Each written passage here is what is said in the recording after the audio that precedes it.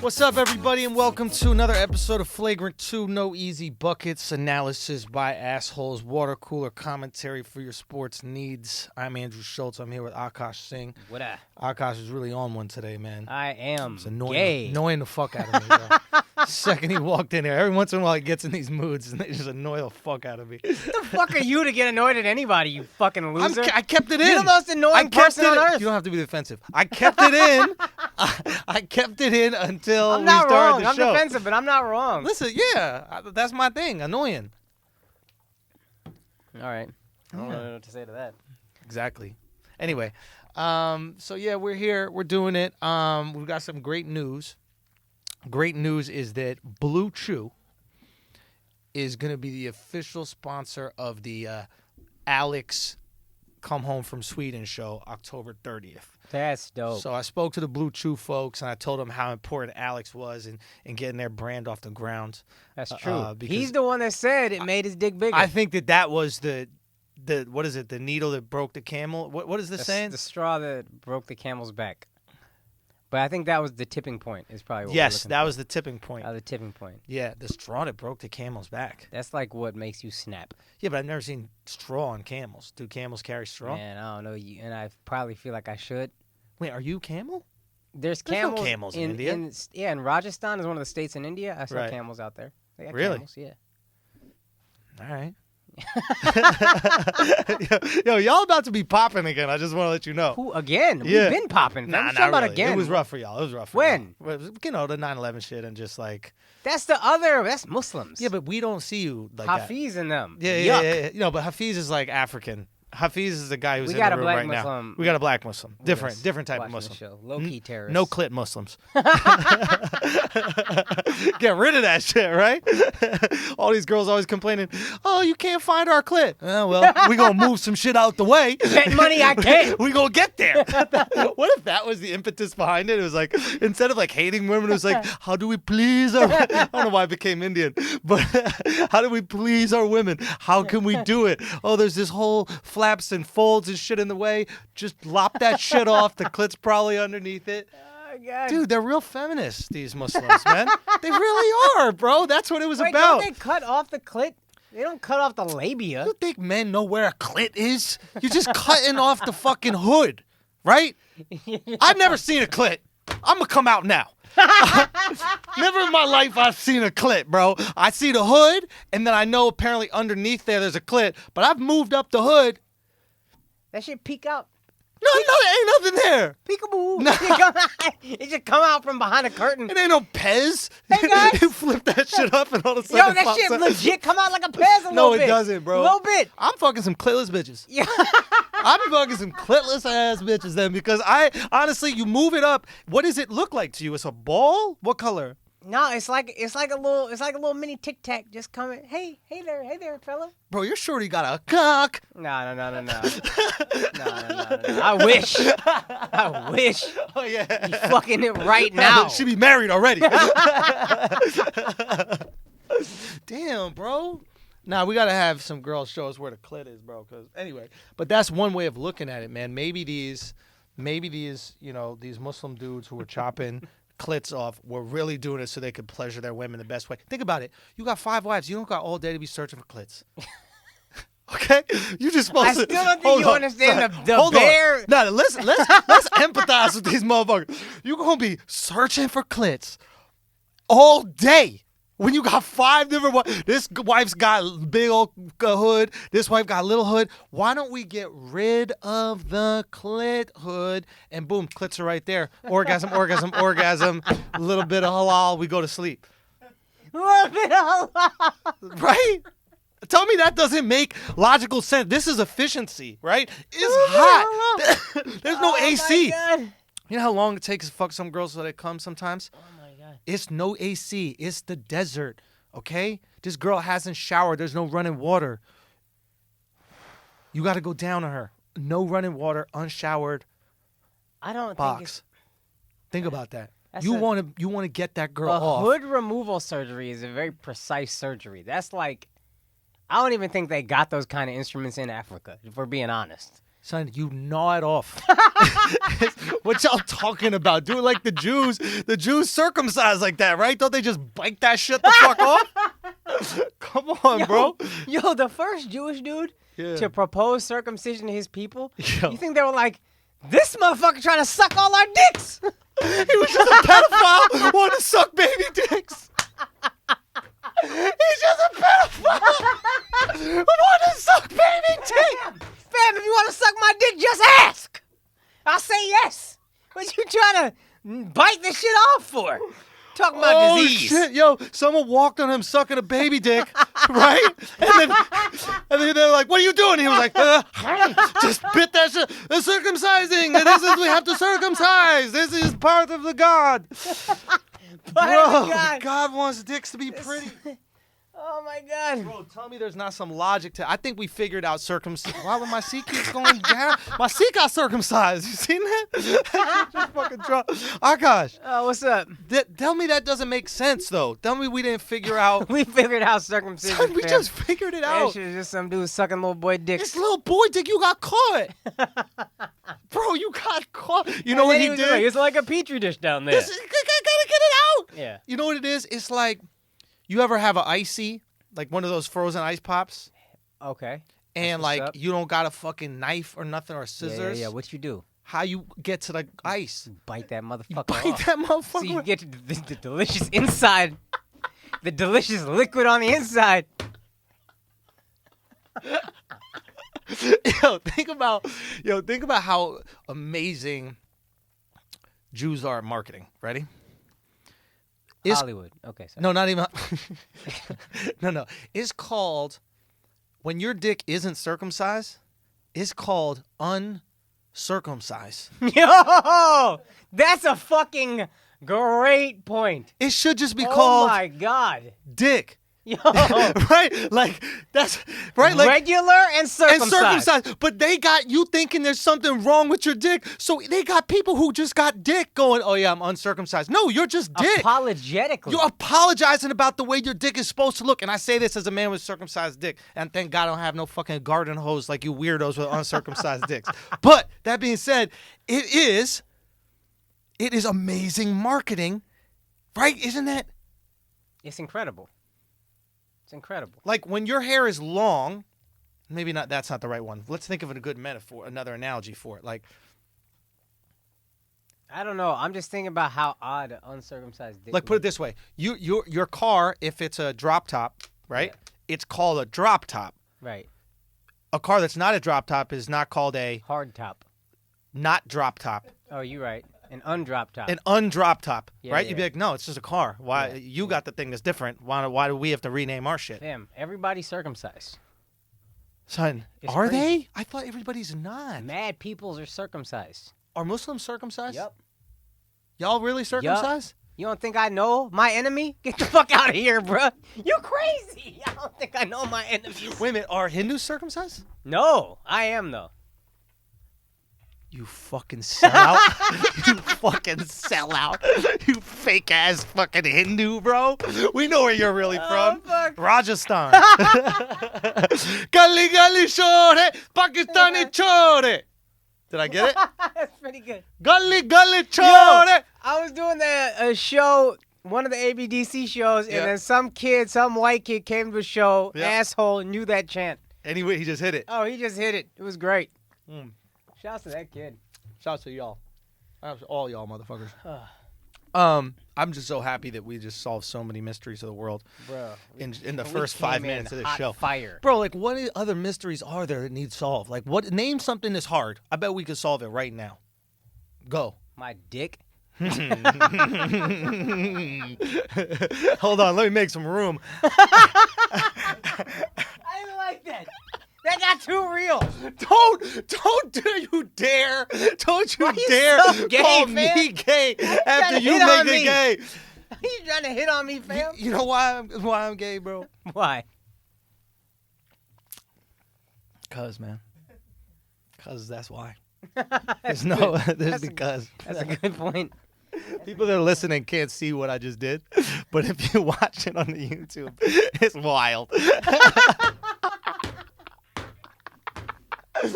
Yo, we got a special treat for you guys halfway through the episode, by the way. We'll talk about it in a little bit, but we've reached a tier on the Patreon. Yeah, we have. And Akaash got to show us a little something. Couple tiers. Well, yeah, that's right. We reached how many tiers? To be honest, we hit 500. We said if we hit 500 tonight, or let's hit 500 tonight, we got it. You owe me a shirt.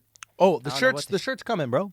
I don't know what the shirt is. Don't worry about it. The shirt's coming. Then if we said we hit 1,000 by tonight, I'll show you my feet. It was a couple minutes late. Right. Couple minutes. Fuck it, let's just tell them. So the Patreon, right now we're at like 1,160 or 50. I think 60 almost now. Unbelievable motherfuckers I are told signing you. up. I know, bro. I know. Dumb and I want to get motherfucker. into this. I wanted to get into this in a little bit. And we'll talk about the Patreon later because I'm very excited to talk about, but we've got a lot of things to get to. But matter of fact, we'll do that. We'll do the thing when we get to there. We'll do that in a little bit. I want to start with, and this might take us there eventually, to this LeBron Shop Talk show. Yo. You know the Shop Talk show. I watched it. Now, there's one thing. Hey, Hafiz, could you knock on the door next door and ask them to turn down the bass a little and tell them they're not going to make it? Tell them you're Muslim. Tell them they're not going to make it, bro. The music is it's not working out. Just turn it down. You're ruining things that are successful. So, guys, turn it down. Just give up. So basically, we have this show, The Shop. It's called The Shop? Shop It's Talk. called The Shop.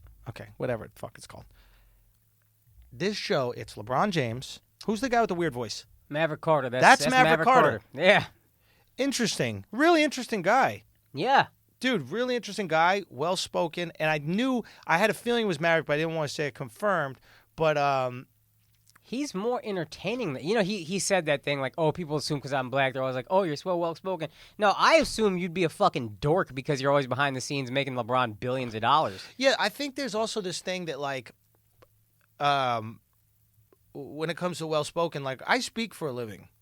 So, like, when I give that compliment out, yeah, it's a high compliment. Yeah. Do you know what I mean? Yeah. It's not. I'm not going, oh, you speak normally, and I'm surprised you're able to do it. Right. No, like and he has an interesting voice. He has this weird kind of like raspy, odd voice. But I knew that he had some leverage with LeBron because LeBron really respected what he said. For LeBron to put him in the chair, I thought was an interesting move. Because he's the what's it called? He's been behind the scenes for 16 years. Right. now. But he's also like not the narrator, but he's like the host of the show. Yeah, right? he kind of is the point person. He is the point. Yeah, he's Ernie, right? And so he's like an interesting dude. He got like, yeah, he's an interesting dude. So they start talking, and basically it's him, LeBron Maverick, and Drake in this episode, and it's a podcast. That's all it is a video podcast. We act like it's anything different. It's not a TV show. It's a podcast that they've made a TV show out of, which they're doing with so many podcasts. That's how prevalent podcasting is right now and how powerful that shit is. Yeah. And they're all really interesting. And it got to one point where Maverick asked LeBron what his biggest disappointment was in his career or something like that. And LeBron, and then he goes, Maverick goes, was it in 2011 when you lost to the Mavericks? Was that your biggest disappointment? Yeah. And then LeBron goes, no, that was my biggest achievement. Right. And that shit was so dope. I go, well, how's he going to spin this? And he goes, getting over that loss was my biggest achievement. Yeah. Right? Getting past that thing. And earlier in the episode, he talked about how devastated he was. Like, he was a fucking mess. He really did go in there thinking, and I've heard people say he said this, or I've read quotes, but hearing him say is different. Mm-hmm. He thought he was going to go to Miami, rack up championship after championship, was going to be easy, and then he found out it's not. No matter what the fuck you do, this is work. And that changed him. Like, Jordan talks about him becoming, like, this great winner, was he hit this shot at UNC to basically win the college national championship, and then that awakened this beast. LeBron's was a loss in the finals where everybody thought he was going to win. He thought he was going to win. That's what made him be like, oh, fuck. Yeah. He's like, I worked hard before, but not now I realize. Now I realize what the hard work was. Essentially. And he also said something with that, which I thought was interesting, was that he goes, I didn't show up. I don't remember that. He goes, I didn't show up. Wow. I didn't show up. Now, say what you want. It's hard to admit that. Yeah. And he didn't really show up. No. As a far as I fan, I was remember, thrilled. that he didn't and show I hated up. that he went to the Heat to play with, and I was just giddy. His 0 fourth quarter points. Remember LeBron Ames, he got no J. Like, there was just so many just shit being talked about him everywhere. Mm-hmm. Oh, it was great. Oh, that's great. LeBron Ames, he's got no J. That's great. That's great, yeah. it was just so interesting hearing him talk about it and having a positive spin to it. Yeah. Just this idea, like, the biggest disappointment in your life is the doorway to the biggest achievement in your life. Yeah. If you can get over it. Right. Right? And so many people, talk about it. It's like you're beating cancer, you're beating some illness, you're coming back, or you have this horrible thing in your career, you come back, and then, there's a quote that I always like to say. It's like adversity introduces a man to himself. Right. Right? Which is this idea that, like, you don't know what you can take until you take it. Right. Do you know what I mean? Like, Jesus probably didn't know that he could carry a cross that far.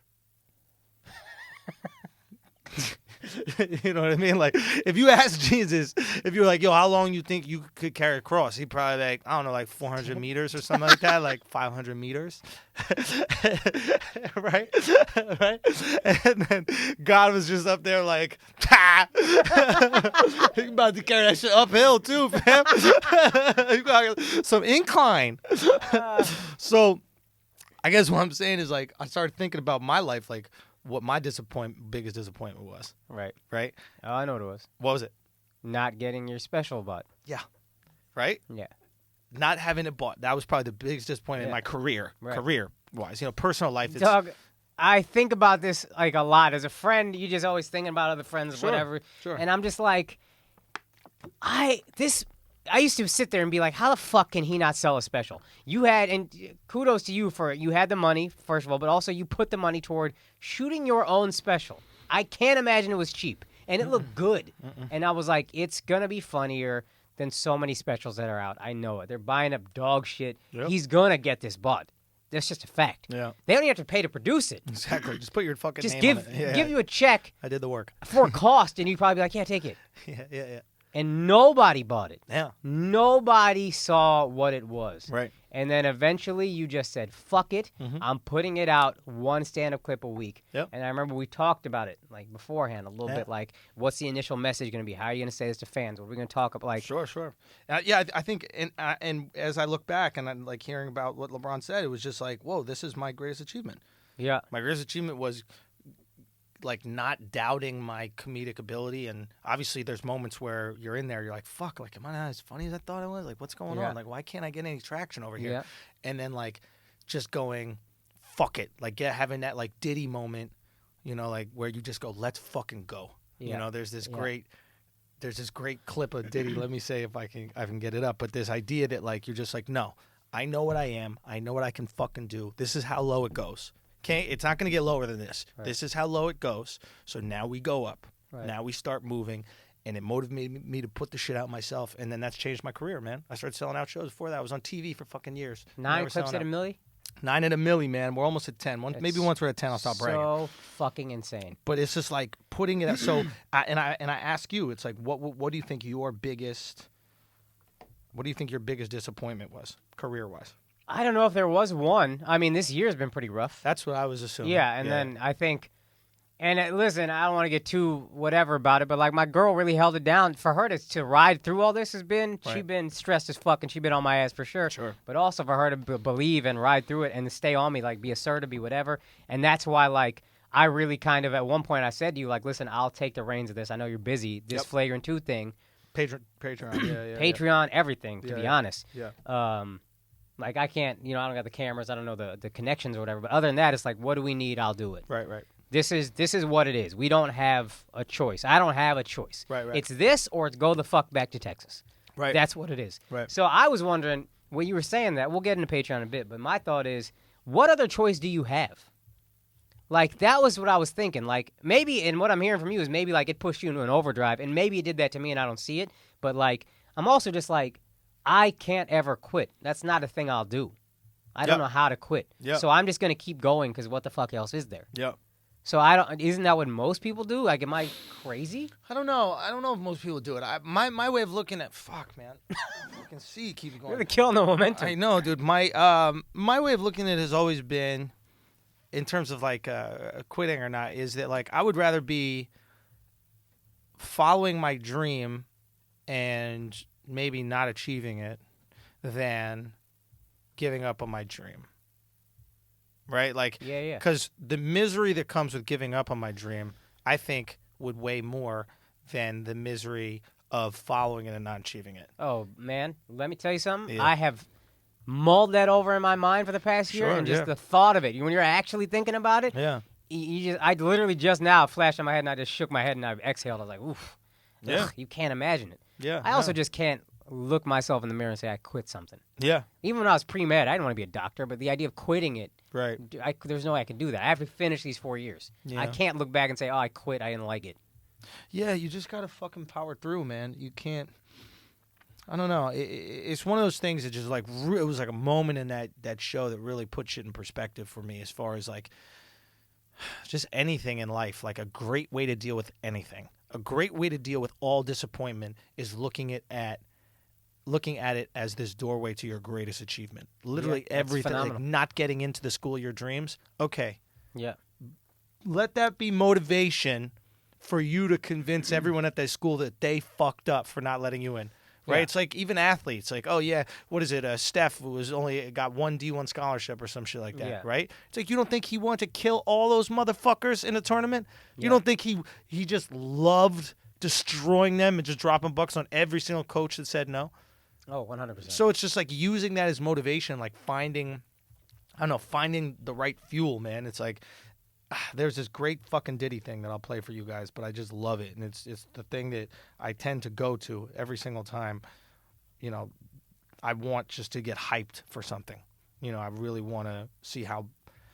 I really want to like push it. Of course, my phone doesn't work when I need to get it up. Does that ever work? Does your phone ever work when you need it? yeah. Okay, here it is. Here we go. I love you, man. I got my MTV out. Savage! I'm a savage! Oh! I'm a savage! Whatever I want, I'm going to get! Whatever I want, I have to get!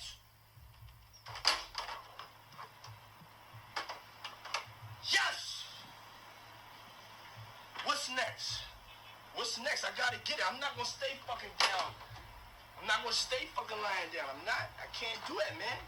I can't do that. What's next? Give me something else. What can't you do? I can do it. I can do anything. Bro, It's amazing.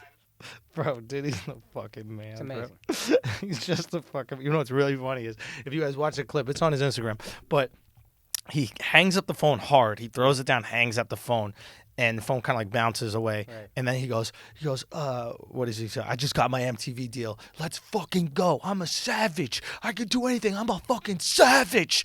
And then he kind of looks down and notices the phone is still off the hook. Right? And then he like kind of calmly places it back on and makes sure it's hung up. And then he goes, I could do anything. But he knows that there might be an MTV exec on that other great. line. Like, chill, let me That's not great. fuck this thing up. That's great. That's a dope. I didn't even think about that. I assume we were going to talk about all the other shit, but that's the best thing to talk about with that episode. That's my greatest achievement. That's dope. Yo, it's true. It is, man. And I don't know. For me, when I look at you, and I know that you've had like this really hard year, and then especially with Patreon and the success of our Patreon, and you really being the one who pushed all of us to do it, it's like there. You could argue that is your greatest achievement. It might not be there just right now. I think, yeah. But I think that the way I look at it, the way I see it trending, the community that we're building right there, I think you're going to look back on your future and you're going to be like, whoa, this is my greatest achievement. I have a good feeling, and I will say this too. And you would have never pushed it if you had all those shows on air, No you had all chance. the stuff. That's what I'm saying. It's like, motherfuckers, you got to embrace the bad shit sometimes, right? The bad shit is what motivates you to be great. Right, yeah. You know what I mean? Like, it is. I don't know. Sometimes you need to. Obviously, you're my boy. I'm never going to let you suffer. If you need anything, I got you. I It think was a dope story from Andrew. Yeah. First of all, shouts to my dad. When he realized I was really going broke, my dad does taxes. If you're in Texas, Hafiz, Tax Insight. My dad was like, all right, I'm going to be a little aggressive. It's not going to be illegal. Yeah, He yeah. got me a fat-ass tax refund. You're and that, about to get audited. You're just snitching on yourself. No, right? I'm not. We're good. He's legal, Okay. whatever. Yeah, But it yeah. was just like, he was like, listen, this is what it's going to be, but let's go. Yeah, yeah. You're good. We're Yeah. fine, but like, you're good. All right. And then we had a meeting that night, and I was talking. You were talking about the podcast, whatever. And then you said to me, "Oh, so you have money? I thought I was gonna have to write you a check at the end of this." And just the fact that you were willing to just give me money Oh, yeah. because I was low, like I didn't. That didn't cross my mind, but that was dope of you. But shouts to everybody who supported, man. And there was even some people who were like, yo, we got to get Akaash a home, which I thought was funny. Yeah. But to that, I would say, like, I did this knowing not what I was doing, but whatever money I was losing, I knew what was going to happen with this. Yeah, you had. This is special. Yeah. You saw something. You saw value in it. I see, and like every meeting we've had, Yeah. everybody has said to us, these networks or whoever has been like, are you guys going to tone down your content? And we always have said no. Yeah. And I was always willing to say no because I know that's what makes this special. Right, for sure. Not even just because we get to have fun, because the people who listen, Yeah. really, they're like, we need it. Yeah. We fucking need it. Yeah. Because it makes you feel normal. It's Makes like you you're feel walking around in normal. this weird-ass world where you can't say fucking shit, and then you finally have this, like, 2-hour respite from that nonsense, and you're like, oh, okay, yeah, I'm regular. I'm around regular folks. So It's like when you hang out with your, like, girl and her friends for a night, and you're like, whoa, dude, this is awful. And then you get to see your boys. You start, like, making jokes and shit. And You're it's like, just- oh, yeah, I'm a person again. And this is what we're building a community of boys where you don't have to fucking worry about. Yeah. Who's Anyway, gonna look, be offended. I don't want to get too much into it. I just, we can talk about it a little bit later, but it's just, I think, a cool thing that maybe everybody who's listening, you could also think about, like, what is your greatest disappointment, right? Sure. And is your greatest disappointment some way intertwined with your greatest achievement? And it was like some real jewels from Braun. And I like the show, man. I'm a real snob when it comes to content, but I really like the show, and I think that Braun is interesting. Obviously, Diddy interesting, and this Maverick Carter is very interesting. I'm so fucking irritated. Why? Oh, because Diddy was likable in it? No, I no, mean, I didn't Drake. see Diddy. I meant No, Drake. Sorry. No, I thought Drake was phony, to be honest. Now, I'm a Drake hater, but I was like, he phony. Shit he was saying about Push, where he was like, he came at my friend who's dying. Push don't ever talk about his girl. He never says, and he doesn't post pictures of him and his fiance or whatever. You put her name in a song, and then the illest line when Push was doing interviews, when he was doing press about his song, Big Boy was like, don't you feel bad going at his friend who has MS? And before he even finished his sentence, Pusha goes, I don't feel. You come at my fiance, I don't feel anymore. That's done. I'm done feeling. Yeah. So, Drake, you really leaving out, you omitting the detail of you going at his fiance and then said that shit. That's what set shit off. What did he say about his fiance? I'm going to make it ring on you, Virginia Williams, something like that. He just said her name, and Pusha's like, nope, don't. He don't put her name out there. He don't put pictures out there. What, he said her name? What are they going to do, Google Listen, her? he didn't even say. You know how many Virginia Williams there probably are? Well, you put her million. name out there, and that's to him crossing the line. So to you, he Push You didn't say the you're line. going to die. Look, I'm not about lines. I'm a comedian. Obviously, I'm not going to say there are Right. things that are appropriate, inappropriate. But it's a bunch of dudes being, like, very sensitive. But that's what rap is, right? It's just a Sure. bunch of, like, sensitive guys masking it with, But like, to toxic me, it was masculinity. That's really what rap is. Right? Let's no. It can't be toxic masculinity. It's black people, so white liberals will never go at it. That's right. But yeah, to me, it's like, all right, just your neglect. If he had just acknowledged, like, listen, I named his fiance. That's not. You don't go at my homie who's dying. Like, that's not equal. If he had said that, cool. You at least acknowledged it. Listen, not enough people care about Pusha T to care about his fiance. So he's fine. if Drake is doing a song about him, you care about him. I just didn't. I found him a bit disingenuous, and it's just fucking. He just annoys me continuously. All right, whatever. But here's what really annoyed me. Yeah. Is this show is so fucking good. It's really good. LeBron probably made the right choice going to LA. This is what I want to discuss, and I had this conversation with Mike Cannon and Mike Feeney on the show. The reason why we want LeBron in LA, all of us, is because these are the things that happen. You don't make the shop in Cleveland. Now, you can, but you know who's not in Cleveland? Drake, right?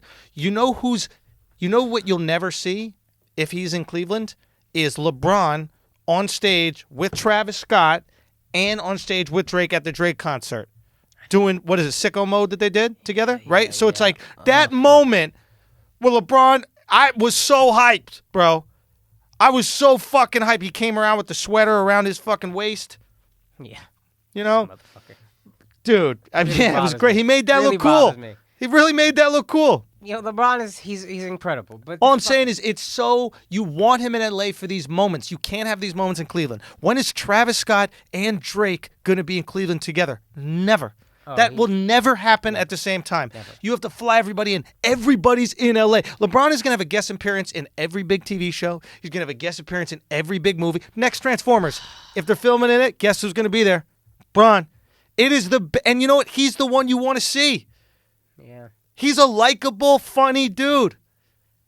He's fucking dope in the shop. Yeah, it's not like it's Kawhi. The last place I want Kawhi is in fucking L.A. Who the fuck is his uncle to think he belongs in L.A.? Oh, my God, bro. Imagine just having to, like, listen to Kawhi interviews. Or imagine, like, Kawhi doing, like, a fucking commercial for Jack in a Box. Do you know what I mean? Like now you're going to have to see all this Kawhi campaign shit. You don't want to fucking see it, right? Yeah. Just let him go somewhere quiet. San Antonio, quiet. Toronto, not quiet, but they're not going to get the spotlight. Nobody gives a fuck, right? Yeah. So it's like, yes, this is the perfect place for you. I love it.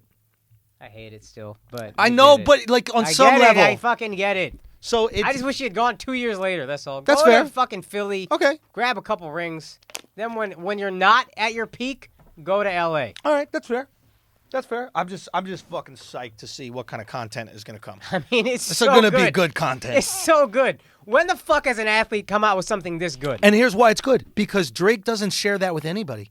The only person Drake is going to share that with is someone that he looks up to. Yeah. How many people does Drake truly look up to? He pretends looked up to Jay-Z, but he's like, I'm better than him. Did you hear the part where Drake said, the only people I cared about, like he ran it by LeBron that he wasn't going to respond? Yeah. Yeah, it was great. And it's because Drake is a fan of LeBron. LeBron is king, right? He is king of not only basketball, entertainment. Yeah. It goes LeBron, and then under that is Diddy. Under that is Jay. Yeah. Under that are those guys. Beyonce want to fuck LeBron. Beyonce was at the concert, the Drake concert where Bron was. Probably. I wonder why. Was she really there? Yeah, wasn't she there? There's pictures of it. He hit us with a fucking hard shrug. Hafiz don't know shit. Come on, man. Listen. Act like you care. Yeah, bro. Come on. I'm revoking your black card. This is never have you been more African than when you did not know where Beyonce was at every day of the week.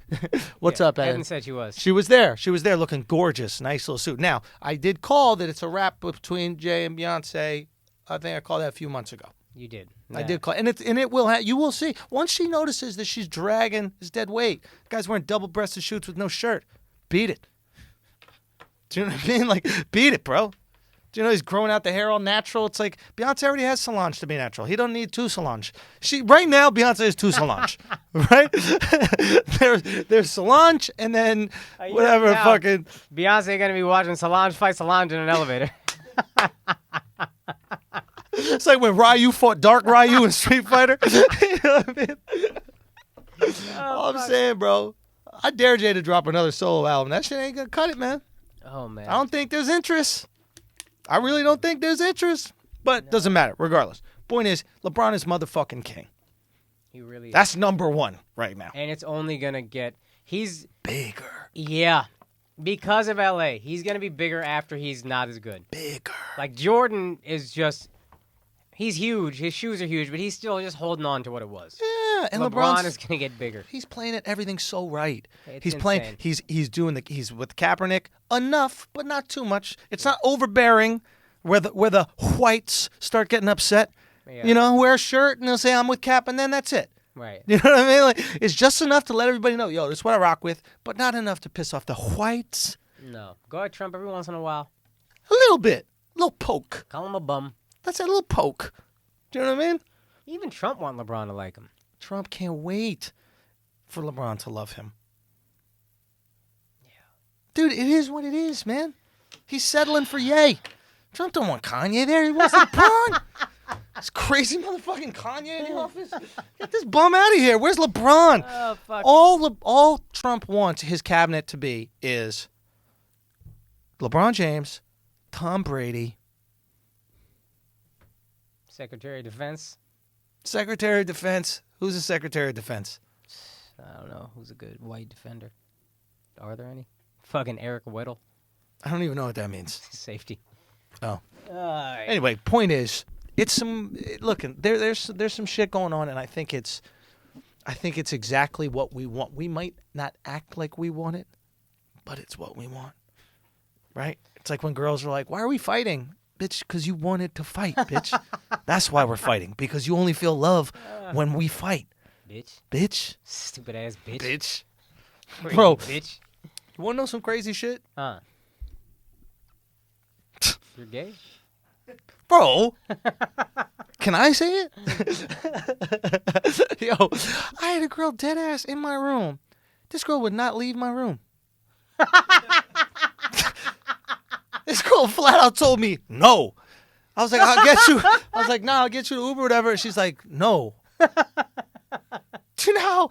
Wait, you had just had sex with her? Bro, yeah. I respect this bitch. Son. I respect this And bitch. yo, can I be honest with you? Hey, she bitch. was tall. You bitch, you got she my was respect, tall, bitch. son. Like, it wouldn't be easy to get her out. You know what I mean? Like, I need assistance or whatever. You know what I mean? Like, dead ass, I thought about calling the hotel. I was like, yo, I got to fly in the morning. Blah, blah, blah. Like, she was like, I'm not leaving. And I was like, yo, because I'm be honest with you, dead ass. This bitch is the GOAT, fam. Bro. I love this bitch. Bro. Yo, this the groupie GOAT, bro. Yeah. It was like, if I felt uncomfortable a couple times, bro. Like, because I busted mad quick. Right? Obviously. Mad quick. Like, right? And it was That's a point. What's up. That's Yo, what's you know up. how I G's do that. up. And there was a point where, like, you know that point where you're like, I was just pumping, right? And there was a point where, like, all right, if I keep pumping, I'm a nut. And then I was like, Too fuck late. it. Like, I could have pulled back and done like, all right, chill. Yeah. But then I was like, nah, it's late. I got to fly. So whatever. So I did that. Boom. I thought everything's good. And I was like, yeah, you know, like I'm not like the type to go 2 times a night type situation. I didn't have my chew on me, whatever like that. And I was like, I ain't got the chew, you know. And Shorty was like, well, just come here. Come next to me. And I was like, all right. What? Son, I understand what these girls feel like when dudes they're relentless and shit. Bitch over here like Google Maps. Yo. Come next to me, bitch. She said, crazy. She was next to me. I'm laying next to her. I'm doing the whole shit the girls do where they like turn their back and shit. This girl wrapping around, grabbing my dick, son. I was like, yo, there's 2 beds in a hotel room. I went to the other bed. Real talk? I had to go to the other bed. Son, I want to be honest with you. No joke. This girl literally said, she goes, what if I rape you? Son, it was like, yo, this is wild out here, bro. Dead ass wild out here, bro. Ain't nothing sadder for both of us than a girl jerking off your soft dick. Like, son, that's sad for you and me. Do you know what I mean? Much more sad for you. Nah, because I had it hard first. That's true. You got yours. But she was just jerking it, and it was just like, it would like go up and then like slide out her hand. She had to go grab it back at the bottom and stuff like that. She was like, gack. Bro, Just son, sliding out of here. yo, bro, just like, she was trying to move it different directions and shit. I'm like, if you push it left, bitch, ain't gonna do nothing. She doing Hadoukens with it. She was like, down, up, left, right. Bitch trying to give you the contra code. Shinchora Oh, man. Bro, but it was wild, Wait, relentless. she just stayed all night? Bro, she stayed. Son, Shorty stayed. Yo, this was the rudest bitch, bro. This chick was just I love rude, this bro. bitch. This shit was I damn love this rude. bitch. Son, it was kind of gully, I'm not gonna lie, Yo. but like on some level rude. Yo, so she wakes up. I'm sleeping in the other bed, doing a thing where like I'm pretending I'm sleeping. I'm wide awake, right? Right. While I'm sleeping. She wakes up. Turns on the bath. Go. Hold on, ain't that embarrassing when you gotta pretend you sleep? When you fucking 8 years old? Son, I'm the best at that shit. Yo, Son, every time I do that, I'm like, am I a fucking child? Yeah. Or am I a grown ass man? Yeah. Why can't I pretend to be awake? I don't want to deal with the conflict. And you know what else I did? That's what made you feel like a I want bitch. to deal with the conflict. Exactly. You know what else I did? I really wanted to watch some videos while I was sleeping in the other bed and she was sleeping in that bed. And then I put on and had volume. And she was like, turn that off. I was like, son, I looked at her. I was like, bitch, all right. I'll turn it off. Whatever you say. You the boss. You know what I mean? Son, she said, turn it like it was her room. Like I was in her room, bro. I've never seen somebody do this so dominant. So look. Wait, what's her race? What? What's her race? Caucasoid. Really? Caucasoid. Wow. Midwestern Caucasoid, though. It's different. They're like, Midwestern yeah. Caucasoid Midwestern is- Caucasoid is I thought different. they'd be the most docile. No. A lot of corn, a lot of sugar. A lot of sugar, high fructose bitches out there, bro. Oh, man. Anyway. I thought they were like golden retrievers. Just mad, agreeable, happy, walking around. No, that's overweight. only if you're a minority and you have a white girlfriend on the coasts. Okay. Yeah. Okay, that's the only one. Yeah. They're the most agreeable. Right. Yeah. Okay. They're the what is it? What's the word that they describe? They're like service animals. Yeah, exactly. Take that bitch on a fucking plane. She don't even need a ticket. Sit on my lap. Gwendolyn. Sit on my lap, Gwendolyn. Hey, calm me down, bitch. So what was I just saying? No, I had. Wouldn't leave the room. Oh yeah, just wouldn't leave the room. I'm on the bed, right? She gets up at randomly. Son, she gets up randomly to go, right? I pop one eye open. Boom. Oh, she's leaving? All right, I'm asleep. Boom. Goes to the bathroom. Turns that shit on. Now, she's doing something in the bathroom. I think she was using my toothpaste, and I was upset because the travel toothpaste, it's only like 3 rations, bro. It's not a lot of rations, right? And I'm trying to brush my teeth when I wake up in the morning. So she's like brushing or something like that, and I'm just like, come on, yo. That's my motherfucking toothpaste, but I'm not going to say nothing about it. She already bullied me enough. I'm quiet. You already pretend to be asleep. I'm already, you can't blow your cover. Exactly. I can't blow my cover. can't Now blow I your wake cover. up. She don't wake up when she walk right by me. But now I wake up when I hear shh, right? You're grabbing your dick. You don't do nothing, Bro. but you smell mint. All of a sudden you up. Is that freshman, bitch? That's my crest? You crescent? Anyway, so I don't say shit. The girl comes back, right? Walking mad loud. Walking mad loud, son. Mad loud. Right? Yo, it's not done. The disrespect's not done. Our clothes are kind of strewn throughout, right? Because it was earlier. It was torrid. It was what? It was torrid. I thought that's how you get movies on the internet. No. What's- It was passionate. Yeah, it was super passionate, right? So, kind of. So, so the flow from that. This girl walked mad heavy, right? Some clothes in her way. This bitch starts kicking my clothes out the way, Yo, bro. I love this Kicking bitch. the clothes out the way, bro. My shoe kicked. My jacket kicked. Takes my jeans and sweatshirt, throws it on me while I'm sleeping. Turns on the bedside table light. Wow. Boom. Now I gotta wake up. I go, right? I go, oh, why's the light on? She's like, I'll be out soon. It's like, all right. Good. She goes, goodbye. You gotta pretend to go back to sleep hard. Goodbye. Leaves. Phew. My alarm does not go off. I'm like, why the fuck does my alarm not go off this morning? Why? Because I had turned the volume off my phone. Not to interrupt this bossy ass lady while she was in her slumber, bro. Bro, I damn near almost missed my flight. Oh my god. Because the volume was low. I missed a call with Alexx. Oh fuck. Bro, I woke. This was one of the most. Yo, but if anybody understands you missing a call because you fucking a white girl, Yo, son, it it's should be Alexx Media. Yo, dead ass, bro. I had Alexx on. I called Alexx, but I woke up at 11:07, made my flight. There was 11:57. That was unbelievable. Incredible. Unbelievable. Holy Yeah. fuck. And that's what I'm trying to say is sometimes your biggest disappointment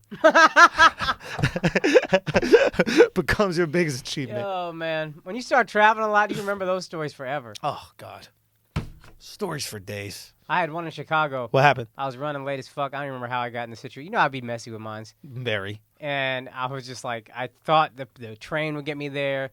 That shit took 2 hours. I have to cut in front of the TSA line. Yeah. I'm like, guys, I got a flight in like 10 Oh, you minutes. pulled that? Is it cool? Good. I've never, Respect. yeah, I've Respect. never done it, but the guy I respect goes, that. The guy goes, I mean, yeah, there's no way you make your flight, but go ahead. And then I made my flight, and I want to go find that motherfucker and suck his dick. Hey, I made my flight. Pull that dick out, bro. I haven't slept all day, guys. No, Akaash is a little tired. Anyway, back to sports. You know what I realized something, bro. Minnesota got to cut Jimmy We didn't. This happened right after we wrapped. That's our right. Patreon All right, episode. that's right. So everybody has been addressing it, but basically what happened is, we've heard the story a million times. Jimmy Butler went to the practice. He takes the third string team, beats the first string team, and he's screaming at them, "You need me. You can't win without me." Now, I run this shit. Now, when I heard the story, I was like, Jimmy's the man. Oh my God, it's amazing. Everything's great. In Chicago, I had some guys from NBA organizations coming out to my Chicago shows. Thank you to everybody in Chicago who came out to the shows. Now, they had a different perspective on it. They said you got to cut him or get rid of him. And they also said the same thing about Odell. Cut him or get rid of him. I go, really? Cut Jimmy? But he took the third string team and beat the first string team. And they all looked at me and go, do you know how often that happens? Really? They go, this is a practice. First of all, he scored 4 shots. All he hit was 4 shots. They're like, he dominated. He took over the game. He scored 4 shots in the game where he beat the first string. Second of all, that same day, some dude named Nunnally was killing. You don't even know who Nunnally is. None of us do. This is what happens in practice. You have guys that are trying their hardest on the third string team because they want to make it. And then you have first string guys that are like, why are we killing ourselves? It's the preseason. Like, what's going on? So we created this story to be like this legendary, like when Kareem Abdul-Jabbar took the freshman team and beat the senior team at UCLA. It's not that at all. Can I say why I think it's a little different? Go. You're Karl Anthony Towns. You're Andrew Wiggins. Yeah. You don't like this motherfucker. He shows up for one practice and pulls some scrubs off the bench. I'm gonna try. But here's the thing: they're not scrubs, right? Guys who play in the NBA are really good. Sure. You pull some guys that don't get as much PT as me. They're at the end of my bench. Sure. You not fucking doing this to me. That is what we would think and what I thought, right? But apparently this happens all the fucking time in the league. I just think it's a little different because he's been a no-show. I know. And then do one practice. I know, right? And like we're in this stage where we're like, no, ego is what matters. These guys make $100 million contracts. They don't care about a practice game, right? It's like, dude, I'm going to injure myself. I would think Wiggins would play the exact same way he plays in a real game because he treats real games like practice. So he's not going to give any effort. So there you go. But I guess my point is what I'm trying to say is like the inside guys, the guys who are part of organizations, et cetera, are saying this is very normal that you have guys dropping buckets. That is interesting. And that Jimmy wasn't the one that was doing all the scoring. There are other people doing the scoring. Right. And their take was, first of all, they said that Tom Thibodeau, who's the coach and like whatever it is, president or GM, whatever, is completely has zero emotional intelligence. Like he's autistic. He's fucking borderline autistic. He has no fucking clue what's going on. I can see that. And like the owner of the team is afraid to talk to him. The owner will walk into the room. He's like, "Not now. I'm busy." That's the owner of the team. That's your boss. Yeah. Right. And but their basic thing was you need rules, and when you don't have rules, shit falls the fuck apart. Right. And when you have guys that blatantly break the rules, right, or that are break the rules like Jimmy and Odell, it causes friction on the team, which is not beneficial, and then people won't get in line. Yeah. And I think there's a really interesting point to cutting Odell. That $65 million is guaranteed, I think, if he plays. I don't think you're on the hook for the $65 million if he doesn't. I think you can you lose maybe like 10, but you gain the respect of everyone else on that team. From what I understand about signing bonuses, you pay the whole signing. No. I spoke to them about this, and these are like GMs that I'm speaking to, like presidents of like teams. And I was like, you'll lose the 65. He's like, no, you only lose like 15 because it's only guaranteed if he's on the roster or some shit like that. And these are NFL guys? These are NBA guys. But they know the sport. These are guys that are really into, you know what I mean? Like, I just don't want to blow them up, but like guys that I trust, because that was the exact question I asked. And I'm like, there's something to it. You have 52 guys, right? Or how many guys are on NFL? 53. 53 guys that you have to keep in line. And one guy is setting the precedent that you don't have to pay attention to the rules. Right. Get rid of them. The reality is no wide receiver, no one position player in the NFL is good enough to carry a team. So no one player is good enough to talk that shit. Right. Bye. Yeah. And you know who else is going to be really in line that week? All 52 other guys. Right. Listen, especially Odell, I get it. I think I don't know. I'm not positive, but that math on not paying the signing bonus is weird to me. Right. But yeah, I get You have to pay some of it. You have to pay like whatever it is per year or Right. some shit like that. Yeah. But Jimmy, if you can get a trade for him, get it. Also, why is nobody talking about him in LA? Doesn't that seem like a great fit? Doesn't it seem like exactly who LeBron With needs? the Lakers? Yeah. That'd be great. Maybe not. I mean, LeBron needs Jimmy to somebody who's a better three-point shooter. You say Clay is the best teammate for LeBron, and you're right. Of course, yeah. But Jimmy would bring the fire. He would bring the defense. He'd bring it seems Right. like exactly what LeBron would want. Right. You can get rid of Lance Stevenson or whoever the fuck else. Like all these other guys who were kind of halfway doing it. Right. Just get Jimmy. Yeah. Yeah, I don't know. I mean, I love Lance. You love Lance. Yeah. Nobody has whiter palms than Lance Stevenson. What is that? Bro, it is insane. Like, he is black on the top and then just fucking albino on his hands, bro. It's crazy. It's wild, dude. It's nuts, right? I don't get it. I don't know if it's powder or just he just has no pigment No, on 'cause this it's side. not like powder. It's not like cocaine, powdered donut, powdered sugar, whatever. Yeah. It's like You fucking- notice it too, though, right? Yeah, it's like Chris Dudley's hands. Dude, it is wild, bro. Isn't that nuts? Look at that. Stark difference. Zero pigment. Wow. But I love watching him in LA, and he's just so fueled by it. And Stevenson? Yeah. Yeah, I just think he's fucking awesome. All right, interesting. But yeah, I don't understand why nobody's talking about Jimmy Buckets in L.A. I mean, I don't know. Maybe Tibbs doesn't want anybody. I know nobody wants to play for Tibbs. That's your Yeah. career right there. Right. The career ender. Anyway, what else, man? Anybody watching football? This is a fucking fantastic year of NFL football. It really is. Did you watch any of the Patriots-Chiefs game? I'm sorry, yeah, Patriots-Chiefs. No, I just watched a little bit. I watched a little bit, just highlights. But I haven't If you watched get a chance, and Yeah. I haven't gotten to watch enough of them. Yeah, Moving yesterday Yeah. and today. I got a place to live, guys, in fucking Jersey, but I got one. Anyway, Yeah. Patrick Mahomes is so goddamn good. Yeah. And his arm strength is crazy. And like somebody else said this, but there's throws. He said this is a really fun stage of his career because you'll see DBs like make certain reads or make certain moves because they're like, oh, He's a rookie. there's no way he can pull off this throw. There's no way he has the Oh. arm strength to pull off this throw. So they'll like cheat up toward a tight end or whatever, safeties, etc. And he can pull off the throw. He's got crazy arm strength. Andy Reid, you've always given him credit as a quarterback, like genius. He's got a really creative offense. He got weapons out the ass. Yeah. Kareem Hunt, Killing it. Tyreek Hill, Yeah. just Travis Kelce. All these dudes are beasts. It's just fucking fun. And I think even though they lost yesterday, Yeah. if they saw them in the playoffs, and it's quite possibly going to be in Kansas City, Yeah. I think Kansas City would win. I would agree with you if it wasn't Andy Reid. Yeah, that's true. Andy Reid can't win in the playoffs. And I don't know what the fuck it is. And maybe he should just bring in a coach that has won in the playoffs, but there's something about him that's just crippling in the playoffs. But, yo, dude, yeah, there must be something to this kid. I mean, they put 40 up on the Patriots. Patriots got no D this year anyway, but still. They're always kind of just whatever. Yeah, but, I mean, better in years past. But now they're just letting up points, and Brady's just got to fucking take over. But Mahomes orchestrates the game-tying drive with, I think, 2 minutes left. I saw it. One play, 75-yard touchdown. Yeah. One play, Yeah. 75 yards, Yeah, tying yeah, touchdown. yeah. It's insane. Not much orchestrating, but still. Great Yeah, throw, yeah. great catch. Tyreek Hill so fucking fast. Can't stop. It's insane. Too quick. Have you heard Mahomes' voice? No. You haven't heard his voice? No. Oh my god, it's so funny. He sounds like He's built a little awkwardly. he sounds like He got women's teenage hips. Alex. What is that guy named? Alex Jones? Alex Jones is a conspiracy theorist? Yeah. Really? You know Alex Jones' voice? Yeah. Why do we gotta fire? yeah. That's what Mahomes sounds like, but just as a teenager. He's got. People say he sounds like Kermit, That's great. God bless this man. but yeah. But you haven't heard him at all. Mm-mm.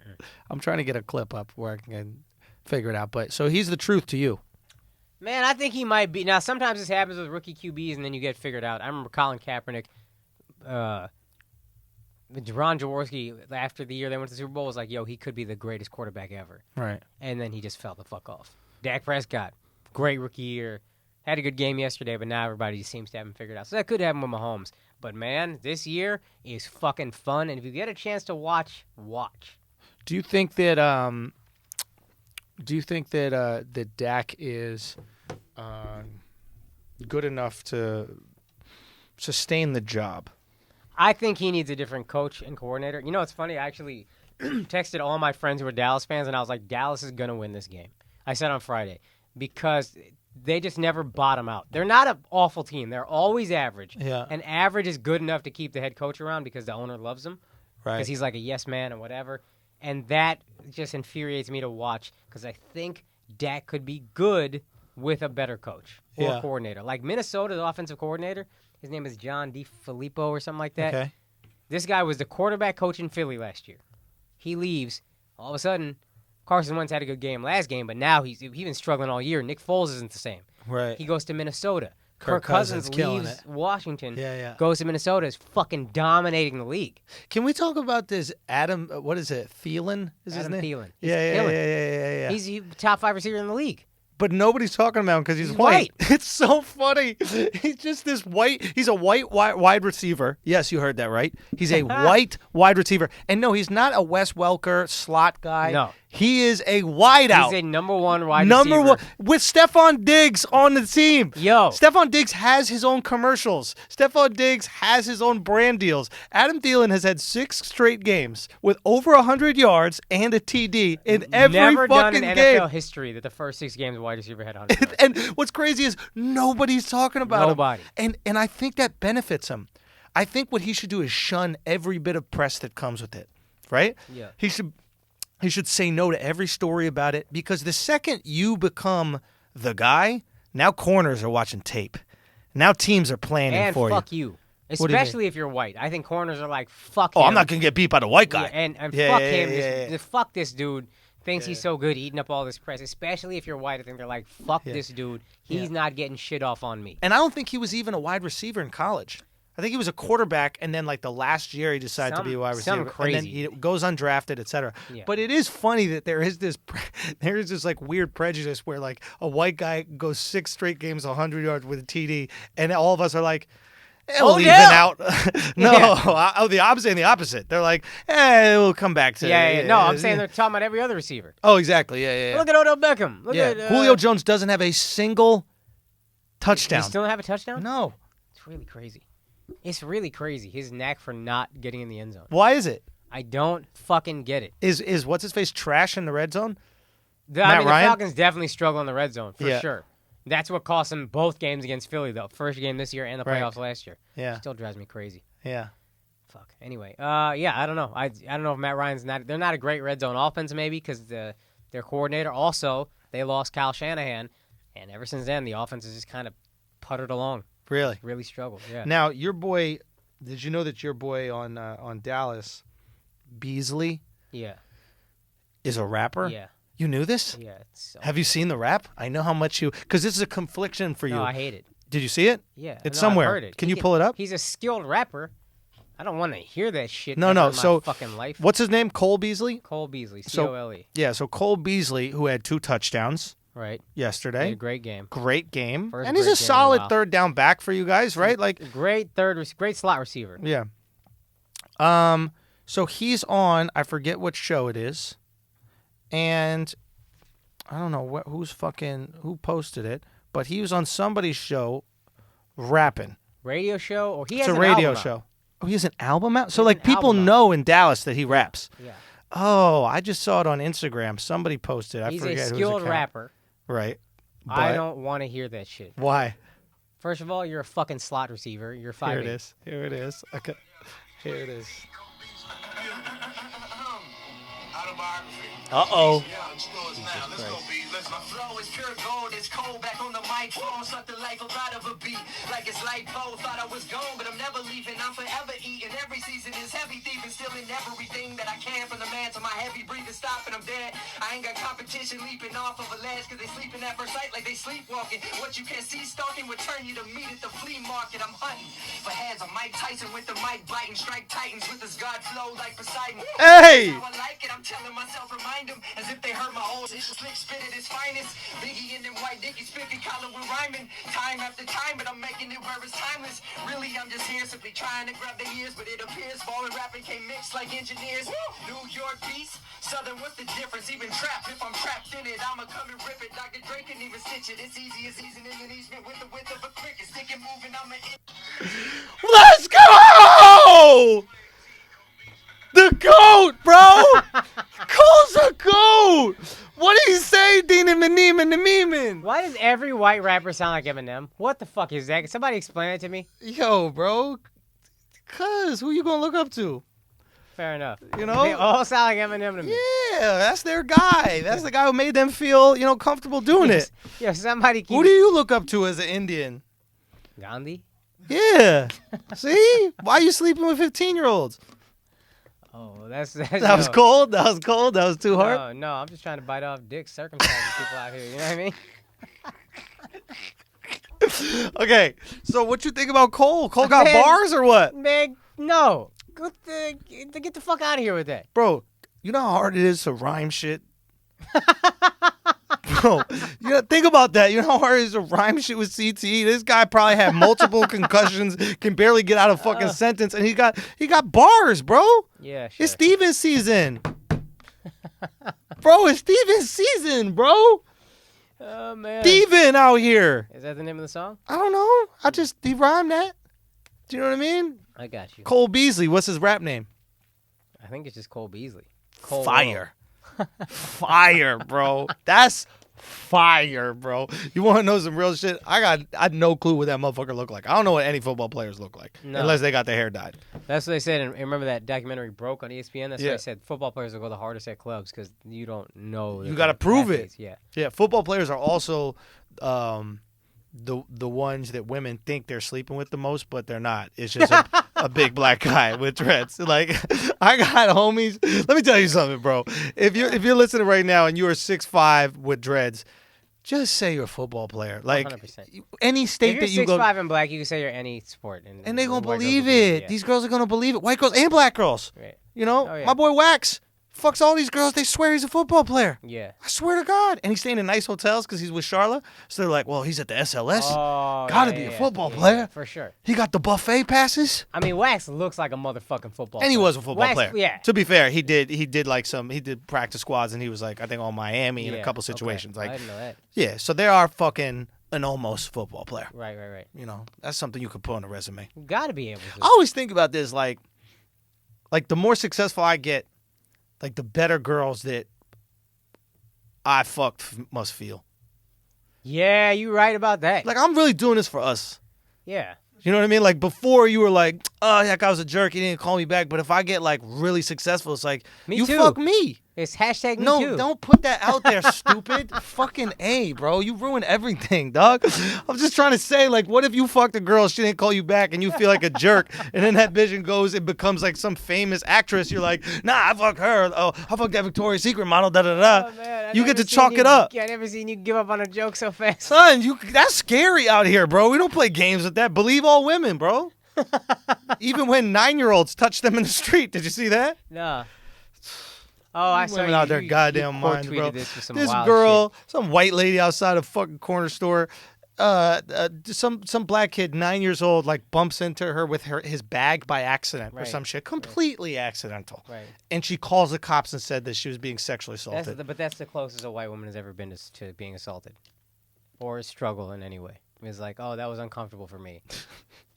What a fucking atrocity. That's her Holocaust. Right, Jesus. I don't know if I agree with that. There's a lot of shit that happens, but go on. Why are you ruining the joke? Yeah, you know, some shit happens, bro. You know what I mean? These white girls are out here, bro. You know what I mean? Cosby took down some white girls. Fam. He did. Cosby ain't take down some white girls. Took them out. Took down them all. All I'm trying to say is that's the reason why I you remember don't. when I saw a black girl accuse Cosby, I was like, what the fuck? Wait, did that happen? Yeah. Well, there was? She was light skinned, green eyes. Oh, this is when he started becoming blind. Yeah. Yeah, that's when he started. he was like, oh, I thought I can't do Cosby, but I thought she was a white girl. I can't. How do you do Cosby? Yeah. Jello pudding. How do you? Yo, what's Cosby's accent? How much you think if you think he hated young black comedians before, how much do you think he hates young black comedians post Hannibal's video? What do you mean? Like, Cosby was always looking down on young black people. Right. How much do you think his How is he malice- looking down on him? What do you say? Pull your pants Pull up up. your pants, blah, blah, blah. Pull up your pants. What's so wrong with that? Why are we but- acting like this is this big fucking thing? You ever Listen, see somebody with their pants and their underwear showing? The You're like, point pull isn't up your his pants. message or whether it's right or wrong. The point is he was perceived as hating young black people before. Young black comedians probably didn't help out that much. Right. Post Hannibal video. Oh, How you wow. think Cosby feel about Hannibal? That motherfucker was Probably not too good. he was sliding into home plate in life. Yeah, he almost beat it. He was almost the. Yeah, he was like the Jack the Ripper. Of Jack the Raper. He was Jack the Raper, right? Like we were gonna try to figure out who did it for like hundreds of years. There'd be like documentaries about it. Just and then Hannibal just pulled up like, stop telling me to put my pants up. Oh my god. I mean, the pull the pants thing is weird. Like, I mean, sometimes you ever see a girl dressed inappropriately and you're like, pull your shirt up. Like, come on, what are you doing? Like, you're not at the club. Same shit. Dress, Yeah. Gay. I don't know. I guess. Okay. What else? You got the topics, bro. I mean, you don't remember what we're busy gonna moving talk all about? day. I gotta do everything. I gotta do fucking everything here. I can pull them up. No. We got it. Okay. So you kick Jimmy, kick Odell off. Oh, I heard a crazy Tony Allen story. You guys want to hear Yes, a crazy Tony Allen absolutely. story? I love Tony. So Allen. Tony Allen's a basketball player, journeyman defender, just amazing defender, just really hard-nosed guy. I think he really made his bones on, was it Memphis that like? Yeah. But he also was on Grit and grind. Grit and grind. And he really defined that like style of basketball. It was super successful for them. And so I was talking to some NBA guys. Now there's always been a story about Tony Allen getting into it with some drug dealers after getting drafted. Okay. All right. Tony comes from an area. There's some drug dealers going on, this, that, the other. Apparently, him and his boy, allegedly, I'll say this all, him and his boy are in a diner or restaurant or something like that. And then some drug dealers from the area see him, and they go, oh, you think you got money now? Because he just got drafted. He goes, you think, I'm going to show you money. And they throw $1 million cash at him. They're just making it rain on him and his boy in this restaurant, middle of the restaurant. Right. Tony gets up, punches one in the face. His boy starts shooting. That's what's up. Shoots one of them. I don't know if the guy died, but the guy definitely got shot. After that, there's an open hit on Tony That's what's up. in Chicago, which is wild. Right. Okay. So much so that Tony can't stay at the hotel with the team. The feds get involved.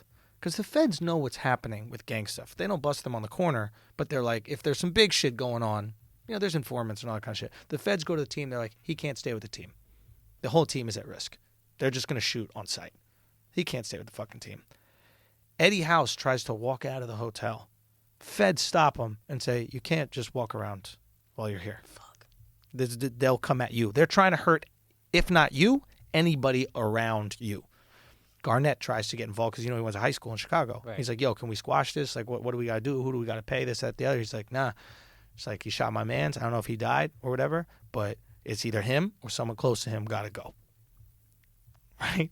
So for fucking years, Jesus. he's just avoiding getting killed in Chicago while being a real legit NBA player. That's Right? Like, so fucking crazy. yeah, like, and it's kind of funny. It's like, how did he have so much energy on the court? And it's like, well, yeah, he was maybe a little stressed. You know what I mean? It's like maybe that's what he wanted to do. And more importantly, people are like, he's trying so hard and he found a niche for him in this game, et cetera. It's like, yeah, the second he's out of the league, he's dead. Fuck. Like, he's dead. They're going to come and find you and kill you. When you're in the league, you have tons of security. You have the map to the thing. You have the federal, agents looking out for your security and safety. Basically what happens is years later, the guy who got shot or his friend, whatever it was, ended up getting shot and killed. And because he was shot and killed, the beef stopped. It was like, like vampires. If you kill the first vampire, all the other vampires go, right? So it was like, everybody else in the gang was like, well, we weren't the one shot. So it was like, it was really that my man. We got my man back, but now he's dead, so we could dap it up, etc. So I guess he was he's okay. He made it. He fucking made it out. But how insane is this that during the NBA season, right? During all these years where we're watching Tony Allen, this is him in Boston, that kind of shit, motherfuckers had a hit out for his life, dude. You know what's fucking crazy, too? Well, I guess I think when Tony Allen left Boston, Yeah. Chicago they got good after he left. But Tony Allen played for Boston in the East with Chicago. Chicago got good right after he left, I think. So if he had stayed in Boston an extra year or two, that's a playoff series. Oh, they're definitely killing him. Like you're just in Chicago 4 times in a week. Tony gets a big stop on D Rose or something like that. Oh, that's it. You're dead. It's a wrap. Yeah. I'm gonna need you to not defend. You know what I mean? Motherfuckers will pull up on you. That's crazy, dude. How nuts is that, right?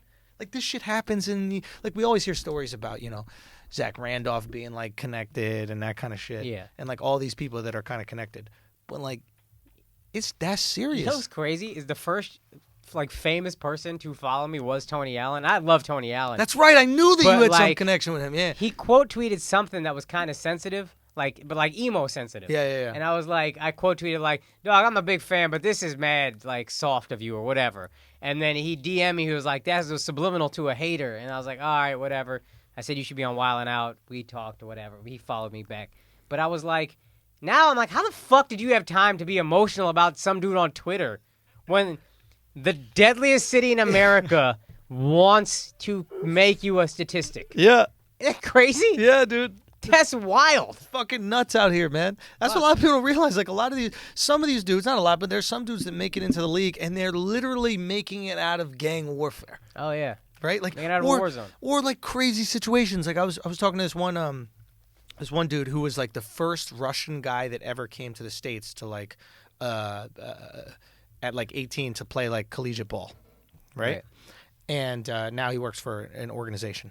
And a couple things happened. One, at the time, he was the first one that came. Right. One, they were giving roids to all their athletes. Right. And they would give him pills every day. Right? Yeah. And he was like, I'm just not going to take them because I don't really know what that shit is. I've been there practicing 3 times a day. So this Icarus documentary that came out or whatever, like, that's been going on in Russia forever. Right. Like, for everybody that is state sanctioned, everybody's involved, and they're making sure everybody's on the juice, et cetera. Okay, fair enough. Then he tells me, he goes, I had to go to Moscow and talk with the president at the time. I don't think it was Gorbachev. It was the next guy. I forget his name. And talk with these people. And they had to decide if they were going to let me go or not. Now, he wasn't aware of this at the time. But at that time in Russia, the decision was either we let you go to America and go play college basketball. Right. Or you get sent to the fucking concentration camps. Because they're assuming that you're trying to flee the country. Oh, fuck. So at 18, he just goes. He has no clue this is what they're doing. Fuck. For 3 days, he's in Moscow while they're deliberating. 3 days, the decision is, do you think he's trying to spy? Do you think he's trying to leave the country? Do you think he's going to be, the Americans are going to get him to be like a counter spy and go back? Like, what is the situation? And for whatever reason, they allow him to fucking go. That's some insane shit. 3 days you're sitting in Moscow. The rest of your life could be in a concentration, the fucking gulag, send you out to Siberia. Right? Where motherfuckers died on the way. Most people didn't even make it. No idea what's going on. They're just like, nah, come with us. That's nuts. What happened? I thought I was going to go to the league. That's wild. Crazy shit, right? Fuck. I don't know. I got nothing. You think if he got sent to the concentration camp, that would have been his greatest disappointment that later turned into his greatest achievement? Yo, I think that might have been it. He escaped. Yeah, he might have had to do it. I was watching this Conor McGregor. He was at the Dallas Cowboys game. Yeah. Did you see that? It really bothered me that the Cowboys were motivated by a guy who just gave up a week ago. Well, is anybody a better loser than Conor? No, not at all. Nobody can flip losing into something positive like Conor. Motherfuckers really think this guy's undefeated, I think. Yeah, like everybody on Dallas is doing the Conor walk-in with like the arms and shit like that. After Dak scores a touchdown, he does it with the arms. Like they're still looking up to him. And most people would be like in hiding out of embarrassment right now because of it, right? You just got dropped by this wrestling dude. You quit. Choked the fuck out like he said he was going to choke you out. He says, you choke out like a chicken, I'm going to choke you out. And then he fucking taps out. Right. And this guy's going around the world hustling his fucking whiskey. Unbelievable. I just don't understand. Khabib is getting thrown out of the fucking UFC. I don't think he is. Yeah, he's not gonna. But you know what's dope? Here's another guy. Yeah. Who just always really. It's different than Conor, but like he just always finds a way into a conversation. It's 50. Oh, yeah. 50 played it really well. 50 said it could be, well, I'll pay you $10 million. Because now 50's involved with Bellator. He sold the concept, get the strap, to Bellator, which is genius because he'd been like milking get the strap for a while. It was really brilliant to see him like market that. Right. And then, so he's trying to sign Khabib to Bellator. But Khabib, who all of a sudden has like this shining personality, like this motherfucker is gregarious all of a sudden, right? Like I didn't even think that he was capable of like conversation a few weeks ago, and now he's busting jokes. He's hanging out with Leonard Ellerbe, which is Floyd Mayweather's like right hand man, and he's saying, Floyd, me, you, we have to fight. He goes, there's only one king of jungle, right? And he goes 50-0, 27-0. I am king of jungle because I drop Mayweather, I drop Conor, and you cannot drop Conor. So me and you fight. Yeah. I'm not gonna lie. I think that they could sell this fucking fight. I think they could sell it off of the punch. Now, Floyd is going to destroy him because the guy can't box for shit, and there's no way Floyd is going to allow wrestling in the fight. But I think that they could sell this fight off of the punch that Khabib landed on Conor. I don't, to be honest, but I think they could do it. We don't care. We don't fucking care who's going to win. We don't care who's fighting. Conor sold was because Conor's so good at selling and shit talking. Who do you think he learned that from? Okay, fair. Floyd. He just took the Floyd formula. But that's what was beautiful about it is you had Floyd, and then you had somebody out-Floyding Floyd. Yeah, but Floyd did it against dudes that don't speak English. When Floyd fought Canelo was just, okay, gracias. Yeah, but that's Floyd at the height of his powers. Canelo's up and coming. So that's what sold that fight. Like, the merit of that fight sold that fight. No. What sold that fight is you need Mexicans in boxing for it to work. But that's the ingredient. For me, as a casual fan, it was, Canelo's up and coming. Floyd is dope. Also, people who hate Floyd want to see him get knocked out. Canelo's this young, hot guy. It's like, whatever, hot name. Let's see what happens. Floyd sells it all. Floyd's the greatest salesman in recent fight history. I don't think I'd be interested in watching Floyd Khabib. They'll find a way to get you in, bro. They'll find a way. Oh, Khabib's been working with the greatest boxing coach, and he's actually knocking people out in the ring. They'll just repeat that knockdown of Conor over and over again. Conor's an elite boxer with great head movement, and he managed to go 10 rounds with Floyd, and Floyd couldn't even land a punch to drop him and all that. They'll get in your head about it, and all we want are the two storylines, right? Yeah. Floyd will just milk it up. I mean, it will easy work for Floyd, but I guarantee they can get some juice, and maybe it's not going to be this $300 million fight. Right. But I think Floyd would do it for $100 million. Right. And who doesn't want to see undefeated versus undefeated? At the end of the day, we don't give a fuck about belts. We care about personalities. Right. Right? If you're going to tell me Drake and Pusha T are going to fight, I'll pay for it. Right. If you're going to tell me if you're going to tell me Bill Gates and Warren Buffett are going to fight, I'll watch it. Yeah. It doesn't matter.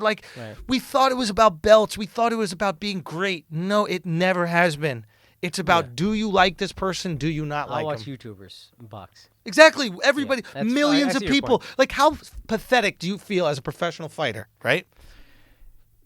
You are getting these guys in the UFC, even the elite guys, 100, 200 grand for a fight. Right. These two fucking YouTubers fight each other and make millions each. Yeah. Millions each. One of them, Logan Paul, is known for doing splits. That's what he does. He goes to the Great Wall of China, does a split. I don't even know the fucking other guy. Millions of dollars. Your sport is not about your skill.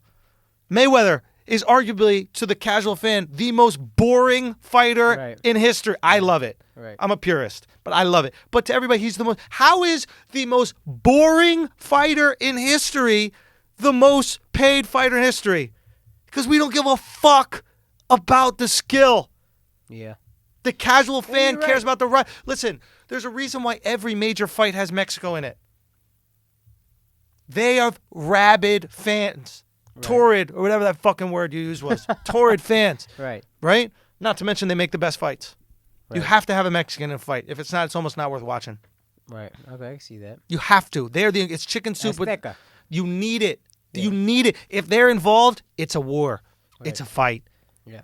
You gotta be warriors. You've never seen a fight where the Mexican guy didn't engage, didn't try to get shots off, just ran the whole fucking time. Right. Never seen it. It doesn't exist. Even the prettiest of pretty boys, Oscar De La Hoya, a fucking warrior in the ring. Sitting there, something cultural. Out of the ring, princess. Out of the ring, princess. Warrior princess. Wear your He's fucking... Xena. He's Xena. He really is Xena. That's what Oscar is. He wears the same shit, but once he's in the ring, you got to respect it. Yeah. Imagine getting your ass kicked by a dude that wears skirts. He should have worn a skirt fucking in the ring. fishnets. He should have really owned that whole Dude, thing. when I was boxing, I used to paint my nails. I had a man bun. I used to paint my nails. I mean, they couldn't see your nails. You think that you walk into the boxing gym with fucking gloves on? Oh, okay. I see what you're saying. Okay. I got you now. You're boxing guys that you know in the gym. Right. But I'm this guy with long fucking hair and a ponytail, man bun, and I got my nails painted, and then I'm beating the shit out of you. How do you think that's infuriating? Oh, yeah. You don't want to get your shit kicked in by the fucking guy who's got painted nails. For sure. That's why Oscar should have ran with that. 100%. Run with the fucking 100%. fishnets. Come to box in a fucking 90. Yes. Yeah, I mean, Be the guy. Be soft. Be dainty, and then beat the shit out of him. Disney nightgown. Hot. That's the move. What else? Damn, bro, you got nothing, bro. I gotta carry your ass, bro. What are you talking about? Fucking I'm come trying to on. Look at the list of Bring topics. some shit, dog. Fuck. Give me a thought. Let's see what I had written. I had Conor McGregor Cowboys, King Patriots, 50 Cent Khabib. The Khabib quote. I got it. So, look. I saw something today that was kind of annoying. Or yesterday, it was kind of annoying. And it was, this happens with everybody. It's like what they just basically like, the narrative, look, obviously we know racism exists in America and it's awful. It's a stain on American history. It still persists today. This is not to take away from it. But what happens is whenever anything happens to a black dude, there's an immediate comparison to a white guy doing the same thing. Right. And right now it was Odell is on the sidelines. Oh, this kicking fucking shit. This thing bothered the shit out of me. Kicking shit, right? And he's kicking shit, and the video clip was something like, why is it when Odell is on the sidelines kicking shit, he's a diva and he's a problem for his team? And then it cuts to Tom Brady, and it's Tom Brady on the sidelines kicking shit, yelling at coaches. And when Tom Brady does it, he's passionate. I'm going to tell you why. Because Tom Brady wins.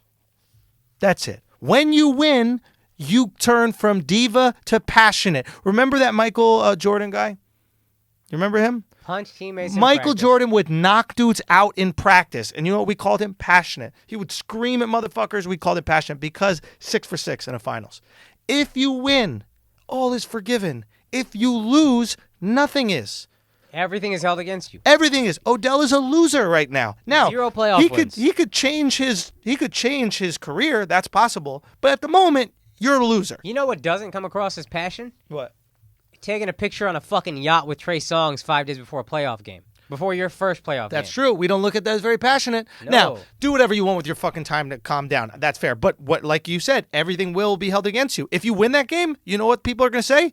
It's important to get your head right before a game and make sure you're in the right space to win. Even that, you're Joe Namath. Joe Namath was the coolest motherfucker on earth. Joe's having out in sex the with club everybody. exactly. John Wall. If John Wall has a great season this year, nobody's going to talk shit about him partying all the time.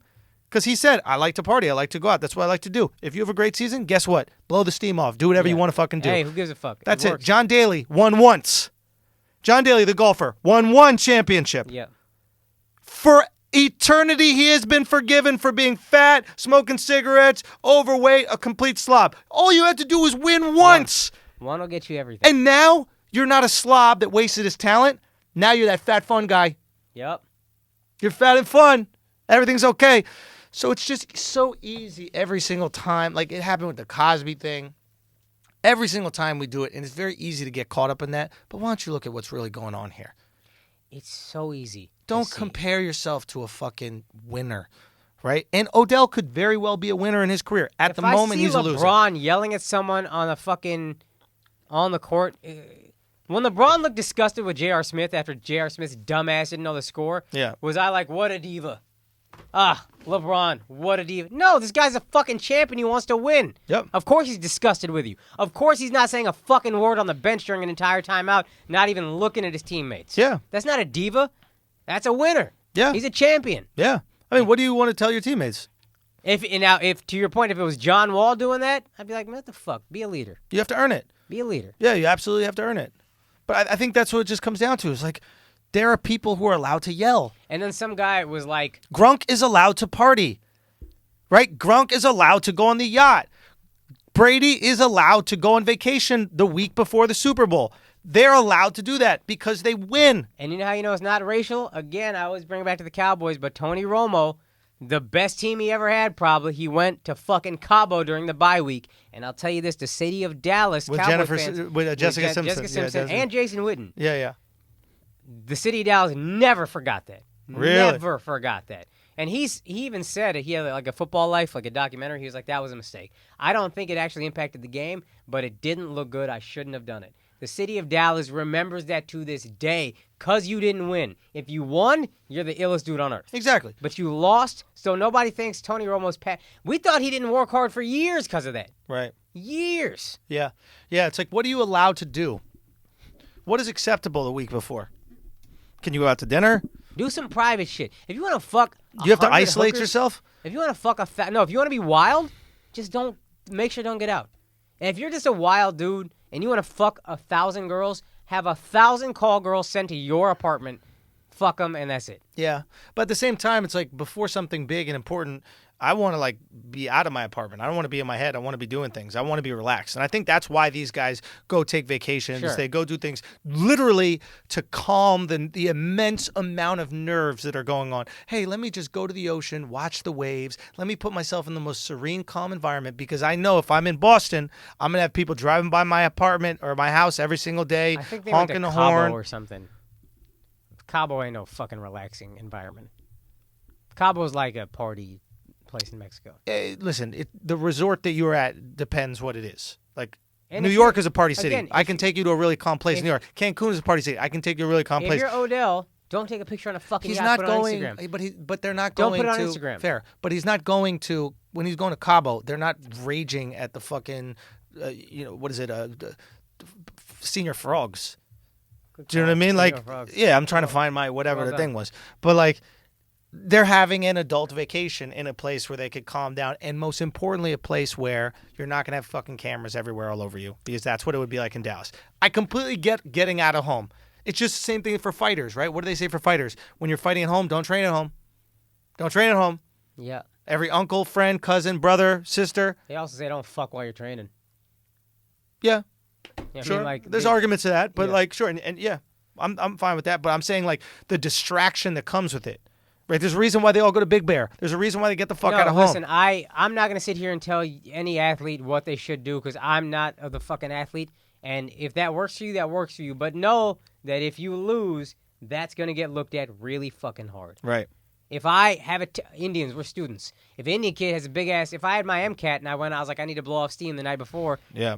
did horribly on my MCATs the next day, everybody, including myself, is going to look at that and be like, was that a good choice? That looked really fucking bad for me to do that. Yeah. That's life. And then one kid, when I said the same thing you said, I said Tom Brady has 5 Super Bowls, Odell has 0 playoff wins. This liberal thing where they go, so you're saying, S-O-O-O, and it says, so you're saying you can only be passionate if you win? Yeah. Yes. Yes, exactly what I'm saying.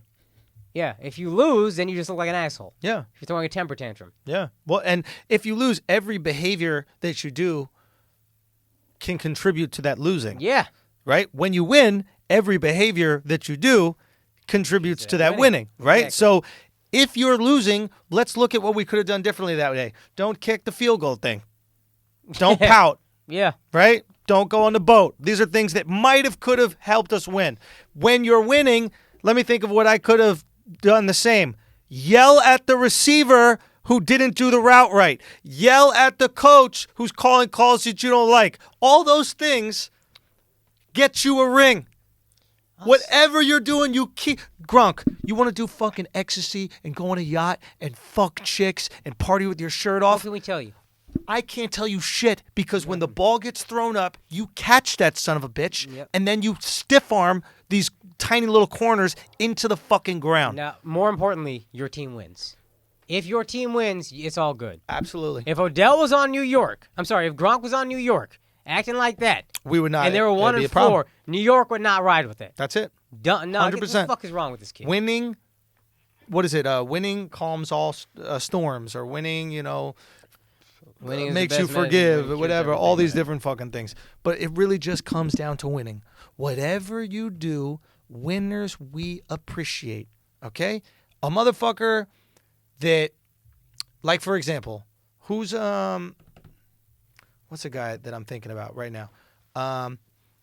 Put it this way, I'm trying. I forget the exact name, but somebody, for example, who's like really brash and doesn't give a fuck, right? Right. But he's winning. Yeah. We go, I love the fact that he just says what's on his mind. Yep. I love the fact that he says what's on his mind. Yep. That's what's so refreshing, that he says what's on his mind. Yep. Right? A motherfucker that's losing and does the exact same thing, we're like, he's just insensitive and he's just saying shit to say shit. If and Jay he doesn't Cutler care. won, nobody would think Jay Cutler's an asshole. Is Jay he an Cutler asshole? wasn't good. And everybody thought he was, spoiled baby, went to Right. Vanderbilt, thought he was just like snobby Right. asshole, just douchebag. Yeah. Everybody said Jay Cutler's a douchebag. If Jay Cutler wins the Super Bowl, Yeah. it's hilarious. Yeah. I love this guy. He Yeah. don't give a fuck and he wins. That's amazing. So that's really what it comes down to. If you have a shitty personality, just win.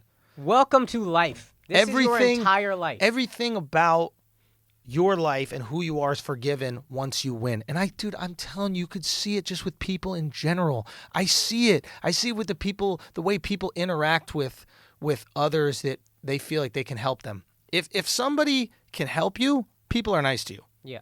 If you view someone as an asset to your life, people are nice to you. Simple as that. If you think when these execs come around, or directors or producers and all this shit come around the comedy clubs and all the comics kissing ass and all that kind of shit like that, they're just Judd Apatow, right? Stand up.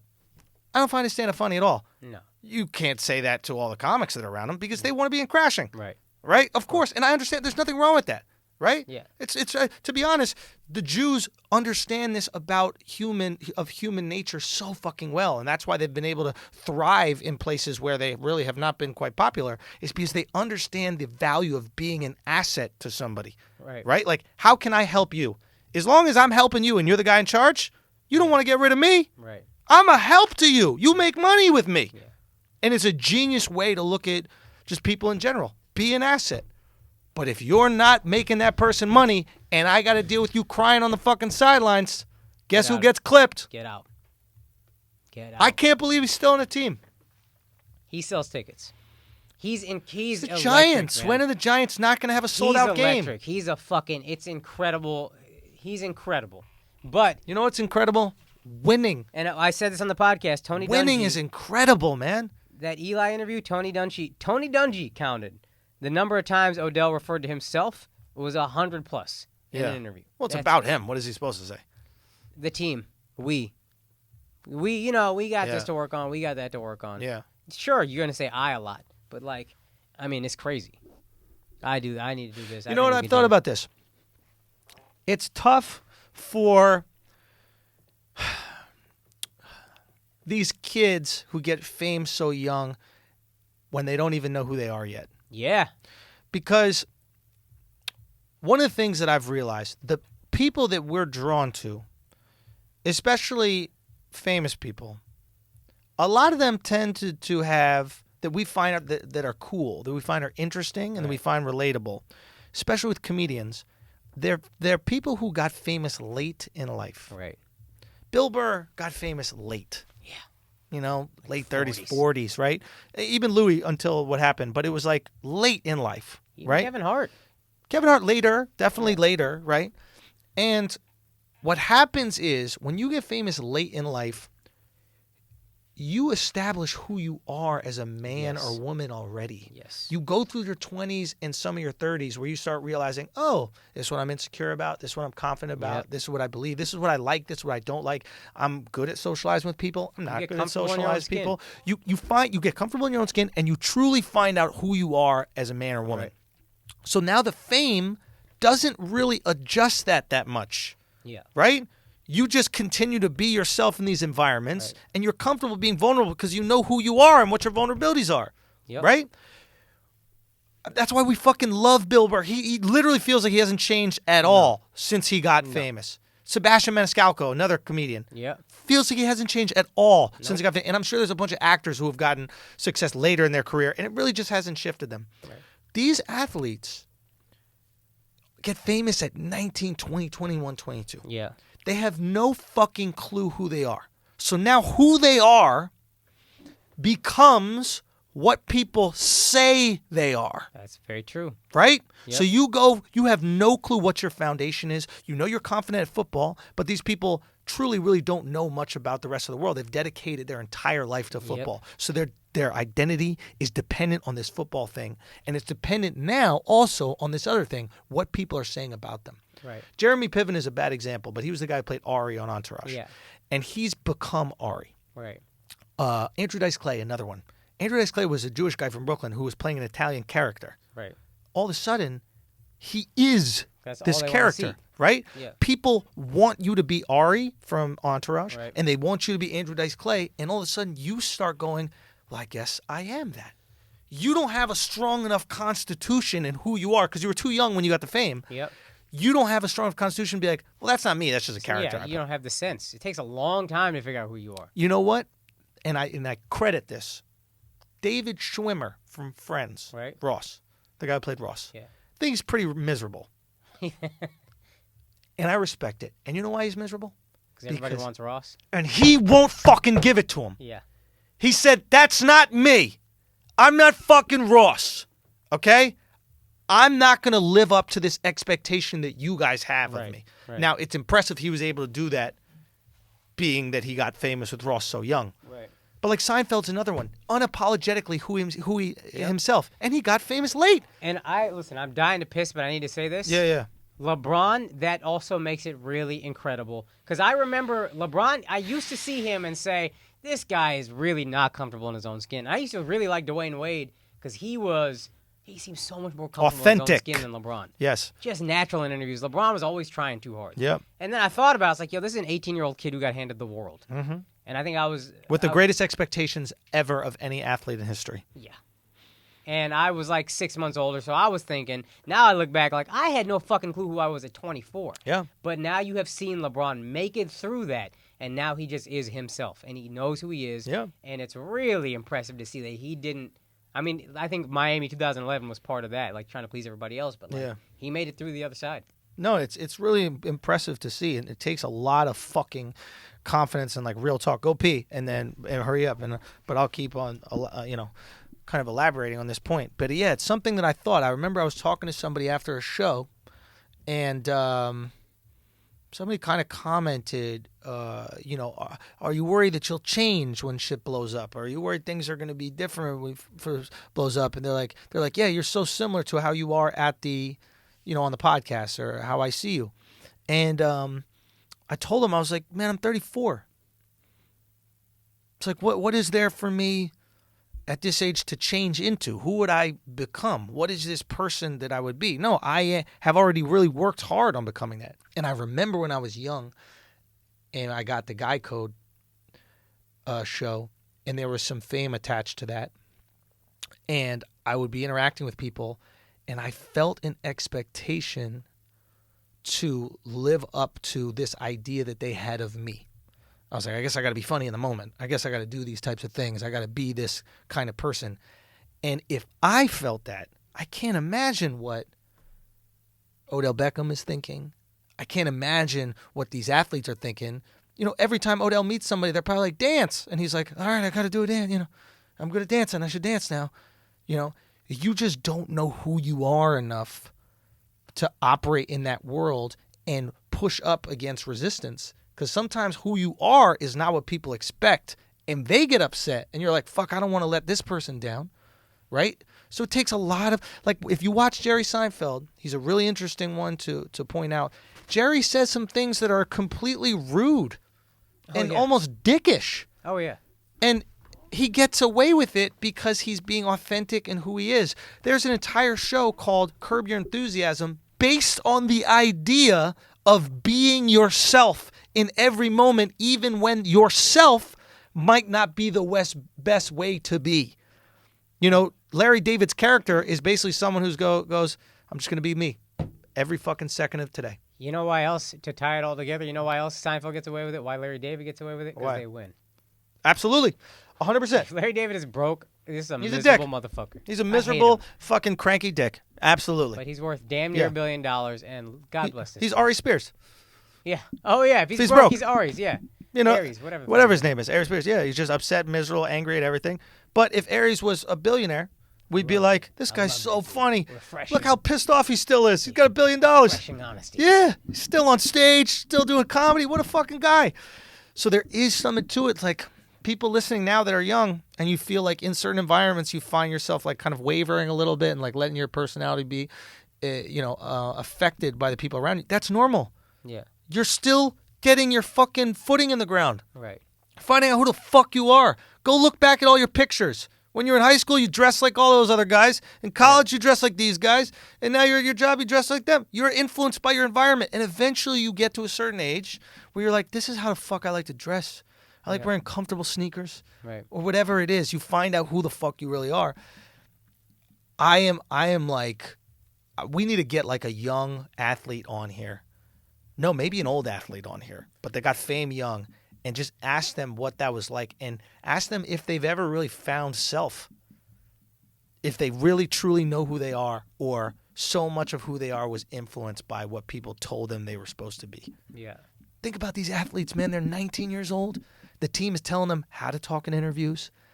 The team is telling them how to respond to the press. What to tweet. What not to tweet. They don't even have a chance to develop their sense of humor. No. Right? Like... No. Because everything, it's like, I remember you said this about this really hot girl. She was awkward, and you're like, of course she's awkward. No one has ever known how to talk to her whole life. Yeah. She's dealing with people at their most awkward. Yeah. You're this beautiful woman. You're dealing with stuttering dudes all the time. You're not getting, like, normal conversation. Similarly, if you're an athlete, everybody already loves you. So, like, how can I... Yep. I got funny because I was fat. Defense mechanism. Yeah. No one gets funny because they're feeling so great about themselves. Right. Right? You're getting funny to protect yourself. It's a fucking weapon. Constant adulation if you're an athlete. What do you have to protect yourself from? It's tough, man. It's tough to know who you are, to be a person when you're famous and rich that young. Absolutely. And imagine not having, like, a strong family unit. Oh, fuck. It's like people, dude, it's like people are like, how the fuck are, like, Russell Westbrook is like, how the fuck is he so confident and, like, so strong about who he is and, like, unwavering in his convictions to, like, play the way he does and not only play the way he does, like, to dance gay in front of, like, every show, like, not every show, every game is, I'm going to do this little thing and my other guy and we're going to do it. And it's just like, why? Because he's got, like, 2 friends and both of them are his parents, and they're just reinstating who he is and reminding him who he is constantly. And it's like, they're going to kiss your ass, but when you come over here, you better fucking take your plate and wash it. Yep. Okay, Mom, I'll wash it. Yeah. It is a crazy thing, and I'm not surprised more of the... I mean, you see it all the time with these, like, young Hollywood kids. They just fizzle out. Yeah. That's really hard. But I'm surprised it doesn't happen with more athletes. I'm shocked. I'm shocked at what we're seeing with Odell and this kind of like that public cry out in a weird way, because that's what it is. Yeah, but I think they're just so transcendently talented that like that can carry them through. And that happens a lot of times. We forgive a lot of that. But like what Odell is doing, like when we really sit down and talk about it, right? And like figure out what it is. He's just bitching. Yeah. 100%. Right? He's bitching, but why is he bitching, right? He's bitching because he thinks that he can be greater than he is. And he thinks that because every day people are telling him you can be greater than who you are. And he's believing it. And it's easy to get involved in that matrix, right? Right. It's so easy to go on Twitter and hear all the good shit. Meaning he could be greater than he is if his teammates were better. There you go. So he's getting told it's not your fault, it's everybody else's It's fault. everybody else's fault. Everybody else holding you back. Hey, you should be getting 200 yards a game. And then he starts going, I should. Yeah. Why am I not getting 200 yards a game? Every time you touch the ball, you score. Yeah, but you should be getting 20 touches a game. AB's getting 20 touches a game. Why aren't you getting 20? You better than And then he AB. goes, I should. You're believing the hype because you're not sure who you really are. Right. Someone who's sure who they really are goes, you know what? Maybe the offensive scheme, because I'm the most talented person on the team, and they know they're going to me every single time, They double me a little bit more. Right. Whereas AB also has Juju, Yeah. so they can't really throw as many Well, doubles on you AB. got Sterling Shepard on the Giants. Exactly. Right? Like, I think he's Sterling is not Juju. Yeah. Okay. I think he's good, though. But is he elite? Like, I don't hear No, anybody. I don't think Juju's elite. Is he Adam Thielen?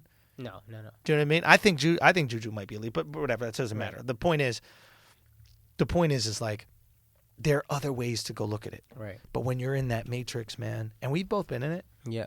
You know, you do back in the day our little shows, TV shows. You go and look and see what the comments were. Yeah. You know, how did I do? How did you just reinforcing it? Yeah. Filling the void. It's a fucking tough thing, man. It's tough. It's real tough to know. It's just tough to constantly get feedback in general. But yeah, especially if you're 18, 19. Yeah. Yeah. Just takes time to find out, man. Takes time to find who you are. I think it's one reason why people find so much comfort in culture. Oh, it's roots right there. That's roots.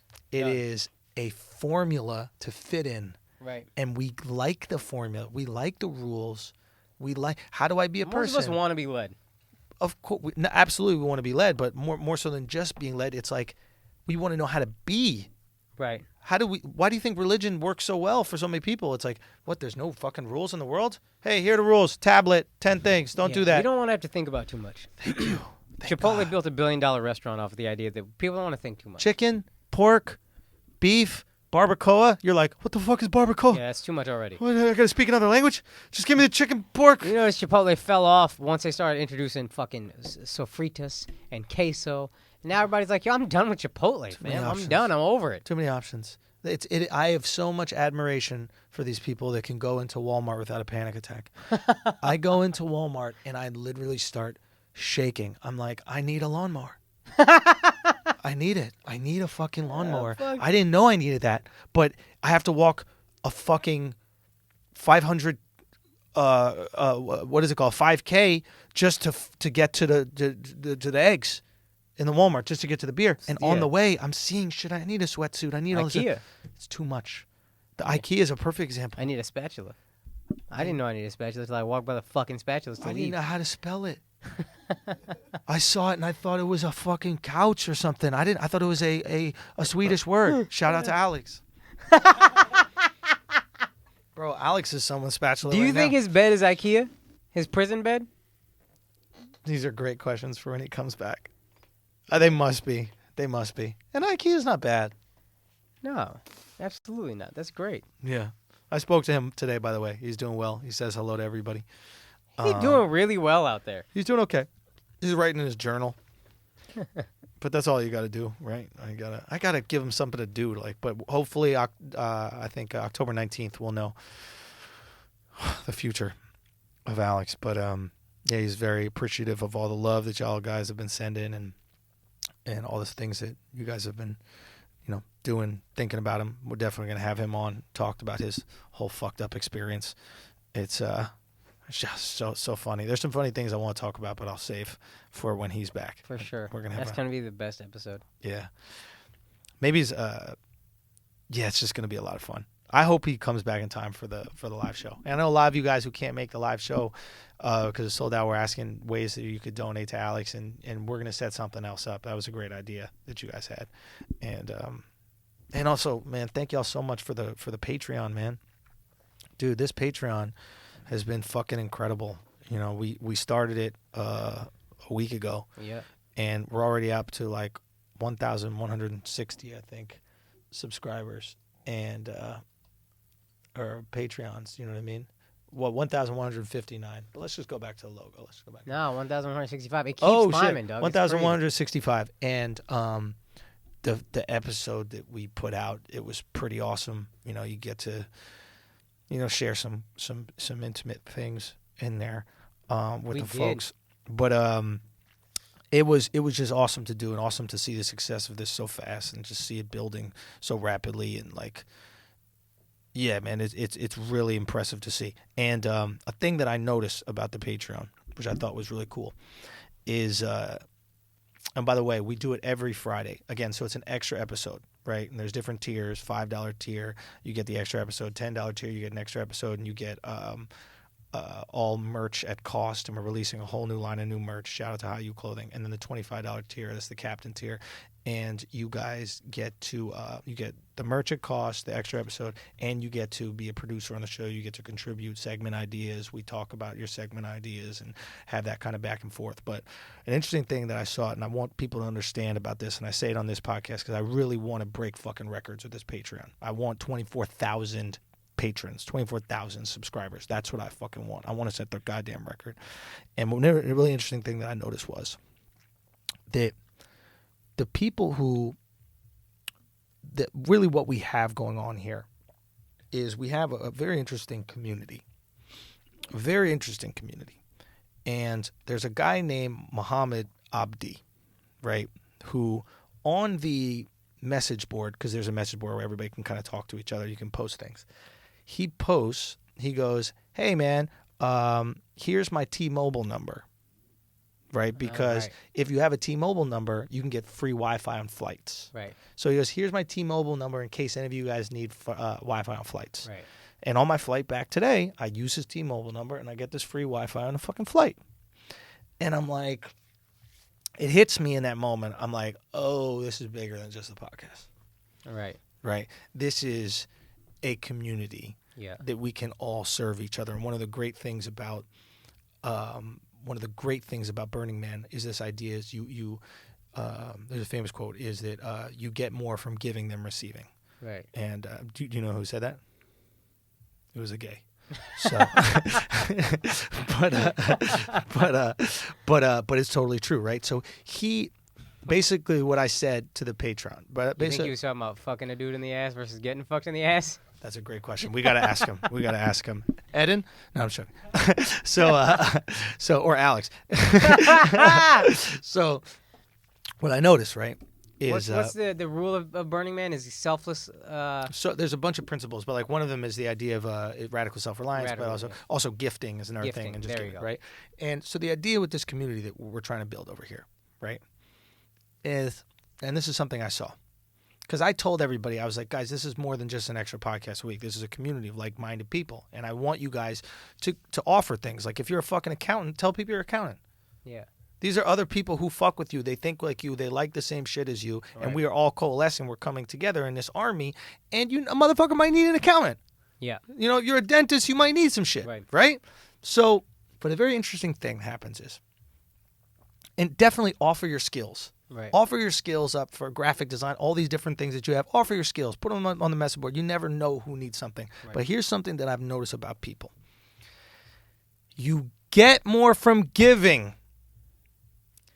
This dude, Muhammad Abdi, gave me the password, right? Yeah. I get the Wi-Fi. Using that Wi-Fi, I go on and I say the shit about the message board. Right. Right. And I say, people, give your skills, this, that, the other.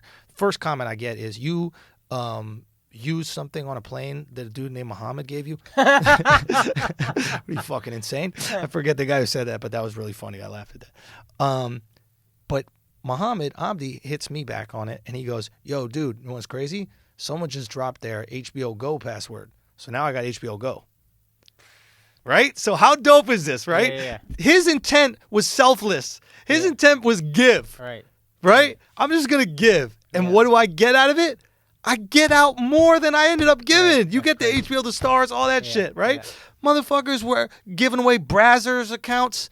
Do you know what I mean? Or Pornhub, or whatever that porn shit is. God bless the message board. Son, I'm on this shit, and he was sending me pictures. I'll go at more. But the idea is, it starts with the gift. Dude, another person was like, yo, I got some dentistry work in Dallas if anybody wants it, blah, blah, blah.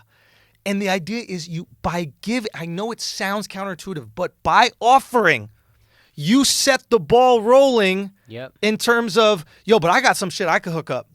I want to recreate that whole Burning Man vibe. I want to recreate it right in that fucking Patreon post. And if you have things offer, I swear to God, it's going to come back to you. It's something you have to have faith in, but I swear to God, it's going to come back to you. Go watch some HBO, because that password is out there somewhere. But that's what we got to use this for. We have to use this to grow. Okay, we got to use this to build and use all these opportunities. If there's something that you guys have that you think you could help the show, you guys have, some editing classes, a link for some shit like that, or you have an idea, that kind of, obviously give. You never know. I already had somebody asking about a cartoon reaching out. What I'm telling you is there are ways that we could bring together and make this shit build, and then you guys can also get some great things out of it. It was a really cool moment, and it was one of these things like where you see a principle actually live. Yeah. You know? I'm very excited. I want to break some goddamn records with this, man. I really do. So sign up. Let's keep growing the fucking army. Make sure y'all, join and be part of it. Go listen to the episode we dropped last week. That shit was fucking hilarious. It really was. Flagrant Kaz. Yo, Kaz is so funny when he don't got to worry about WWE. Yo, Flagrant Kaz. Killing out it. Here. Absolutely, man. So he was wildin'. It was really good. You can find out why we said legs like commas. Yeah, absolutely. And we got another one dropping this Friday. So let's hit 1,500 at least by this Friday. That's not even. I want to hit 1,500 at least by this Friday, and we're close, right? We're at 1,160, but let's hit this by this Friday's episode. And Akaash's gonna have his new shirt this Friday. We got to show Akaash's feet because he dropped because we hit 1,000. I mean, they were technically late, but yeah, I'll give him. You got to show the feet. I'll give him a foot. All right, are we doing it now? When Yeah, I was gonna say for the Patreon, but let's do it now for the people. No. No. I want to do it now because Akaash has a very interesting thing about his feet, where his big toe is his smallest toe, and that's that's why I've always been drawn to your feet and thought they were weird, but I never figured out why. And show, it's very interesting. You'll see why. This is the corn foot too. I'm gonna give y'all the ugly foot. All right, my feet are disgusting, bro. My feet look like a Picasso. Yeah, Kaz got the worst feet on fucking earth. Kaz looks like a Flintstone. Thank God we can stop fighting about our feet as soon as we saw Kaz's Nigerian ass feet. So let's observe. No, man, the first and the third are equal lengths. No, son. Okay, so let's just observe the My foot is cute. Hold on. Go Point it this way so I can look at it. Cute little foot. Okay, I think so your big toe is at the same level as your pinky. That should never be the case. That's not pinky man down. These three toes. No, this taller than that for sure. No, because it's at an angle. These three toes are way. Go back. Those three toes are way too fucking long. Look how big these three toes are. This big toe is longer than the third toe. Your foot looks like a fucking sure. Adidas sneaker. These are just stripes. That's what this shit looks like. That do look three stripish. I'm gonna be honest. That look like all day I dream about sports. And also, I just want to point out is that the nail on your big toe is giving you leverage. It's like an afro makes a dude look taller.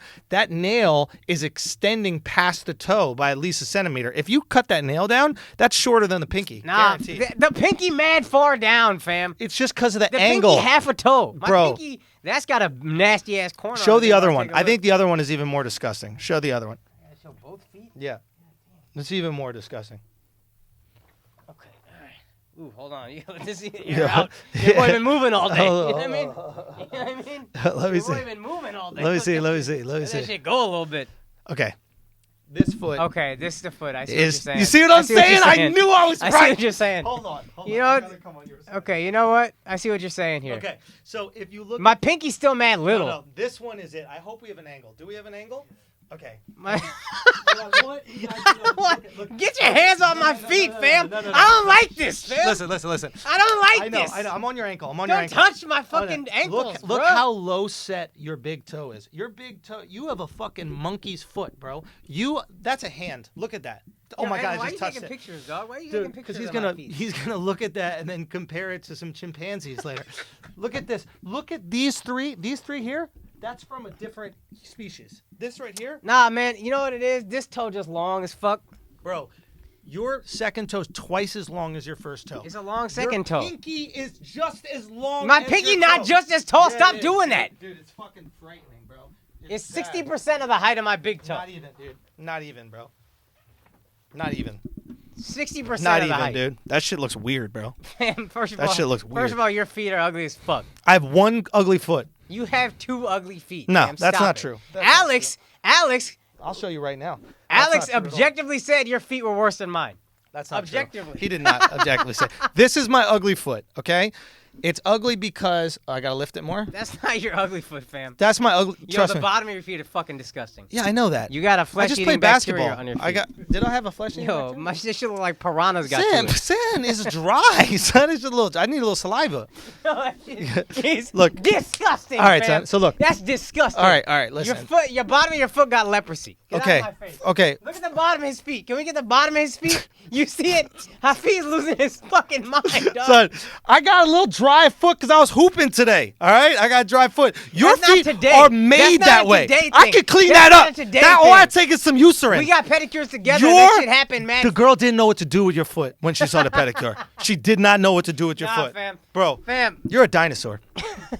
You're a dinosaur. That's what your feet look Your like. shit is diseased, bro. Maybe it's Get that disease, shit but off I the can fix a table, bro. disease. You go extinct. Look, I got this bunion right here. That's not even my fault. That's not even my fault. The bottom of your feet are fucking. I'm gonna show you the worst part about my disgusting. feet. You want to know? This is the worst part about my feet. This is the only shit that's fucked up. You ready? You know how you're supposed to lift your big toe, like to make it go up like that? That's as far back as I could go with it.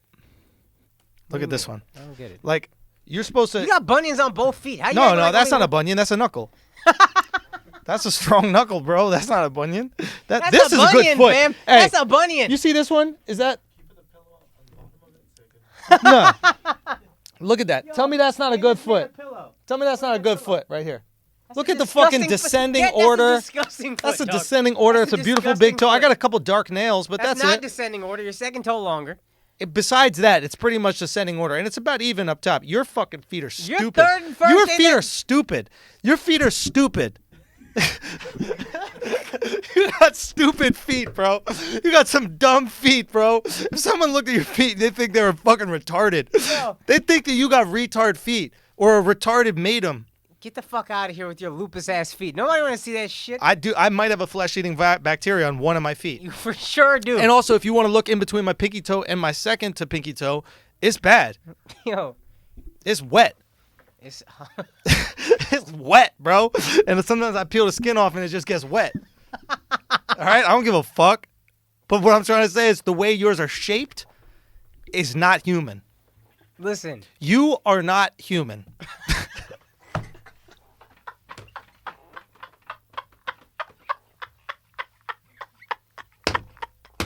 Yo, son, you part alien, bro. You ever seen a teenager got mad acne on his face? That's the bottom of your feet.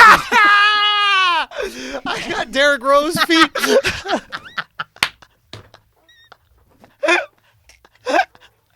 Bro, dude, my feet kind of look like a Chinese kid that like just came to America and ate McDonald's for the first time. You know, his shit just blows the fuck up. Son, them Chinese are not ready for McDonald's, B. They be having the craziest pimples, bro. Son, the pimples like their whole face in one pimple. Yo, this I used shit- to have this kid, Michael May, was in my class. Motherfucker would get a pimple, and his whole cheek would just be part Like of a the pimple. rash. Fam, it was intense. Like he put a tomato on his face. It looked like a tomato was in his face. Yeah. Yeah. Chineses, man. Bro, the goats. That's a fascinating people, the Chinese. The goats, bro. The Billy goats. Anyway, look, how long we been doing? 2 hours and 3 minutes. Oh my God, we hit the 2-hour mark already. Shit. It's 2 a.m. Oh my bad, son. I don't Yeah. know. Yeah. Anyway, look, we're gonna be back. We're gonna see you obviously Friday for the Patreon app. You know what I mean? Akaash won't be moving all day, so he'll have some shit to say. You're right about that. Oh, yo, can I give a quick shout? We're talking about community. Nah. No, yo. Nah, dead that shit. It's over. Now you got shit to say. Oh, fam, we had 2 hours worth of shit to say. Oh, why the seat went down? Because Why the seat Yo. went down? All right, nah, I'm just joking. All right, go. yo, Bro. God punishing you, dog. Do your I thing. don't- Do your thing. Adjust your Uh, mic with your foot, you fucking baboon. Fucking baboon. Look at, yo, you know how much Akaash during the show just wants to grab the mic like that? The and be fact like- that you can do that Be like is that. crazy. Yo. The fact that you can do that This is Akaash. crazy. This is Akaash's dream Dog, during the how is show. that normal? But that's not Listen. normal that you could do that. Hold on, what'd you say? Wait, what did he say? Wait, hold on. Wait, what was he saying? Why don't you say it right here on the mic? You can say it. Anyway, back to what I'm saying. Look. Hey, look. Back to what I'm saying is, look. This is all I'm trying to say is, look. Yo, but what I'm trying to do is, legit, I'm trying to be like, look, this is, look, listen, so, Wait, hold on. Hafiz, Wait, hold let on. me ask you a question. So, Wait, you hold on. just got to take a pic. Yeah. Andrew, let's do a mock press conference Yeah. where I ask the first question. All right, go. You're sitting down this after your first playoff win. Okay. Hey, Andrew, this is your first playoff game in your NBA career. You 24 points, 10 rebounds, 12 assists, triple double. How do you feel about that?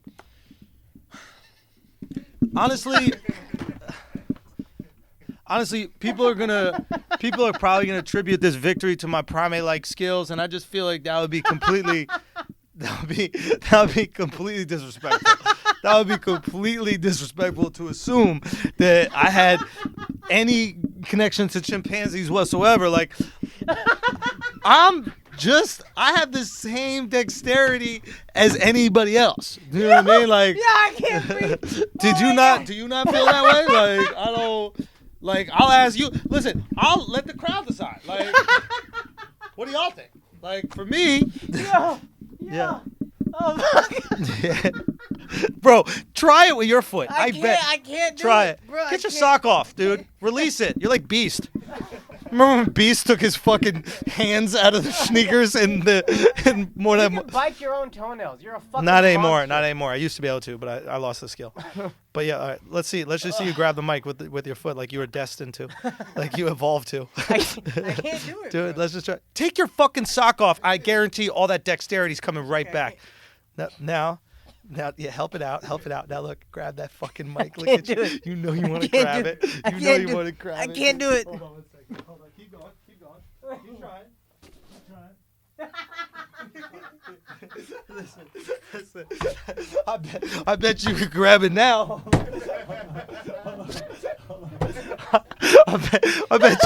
I bet you could grab it now. For everybody who's listening, I just put a fucking banana on the microphone and immediately his toes start stretching.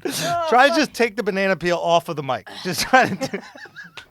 Yeah, see, I can't do it. I'm not gonna lie. I snatched the shit out of that banana peel, son. You see how quick? Listen, bro. Real talk. Hey, real talk. Look, all I gotta say is, listen, bro. All I gotta say is, listen. Look,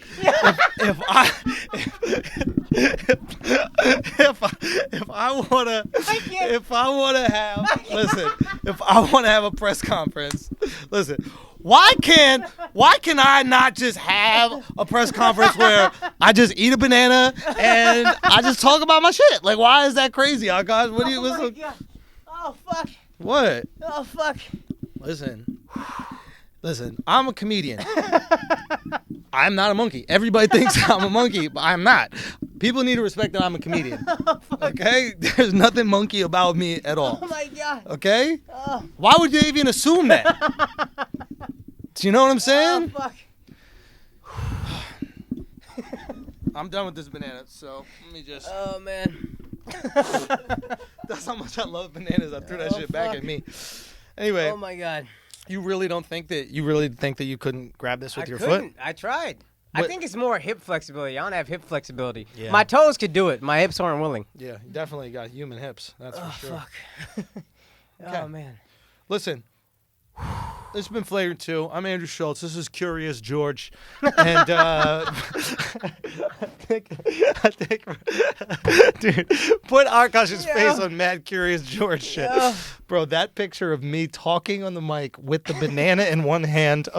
Hand. I call it a hand. Banana in one foot and mic in the other foot. it's a How claw. amazing would it be to be a monkey, dude? Just drive I don't the know, you car, tell me. text. Excuse me?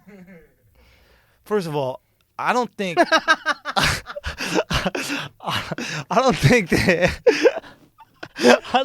there's anything monkey about me, bro. Oh, man. What are you even talking Oh, my about? God.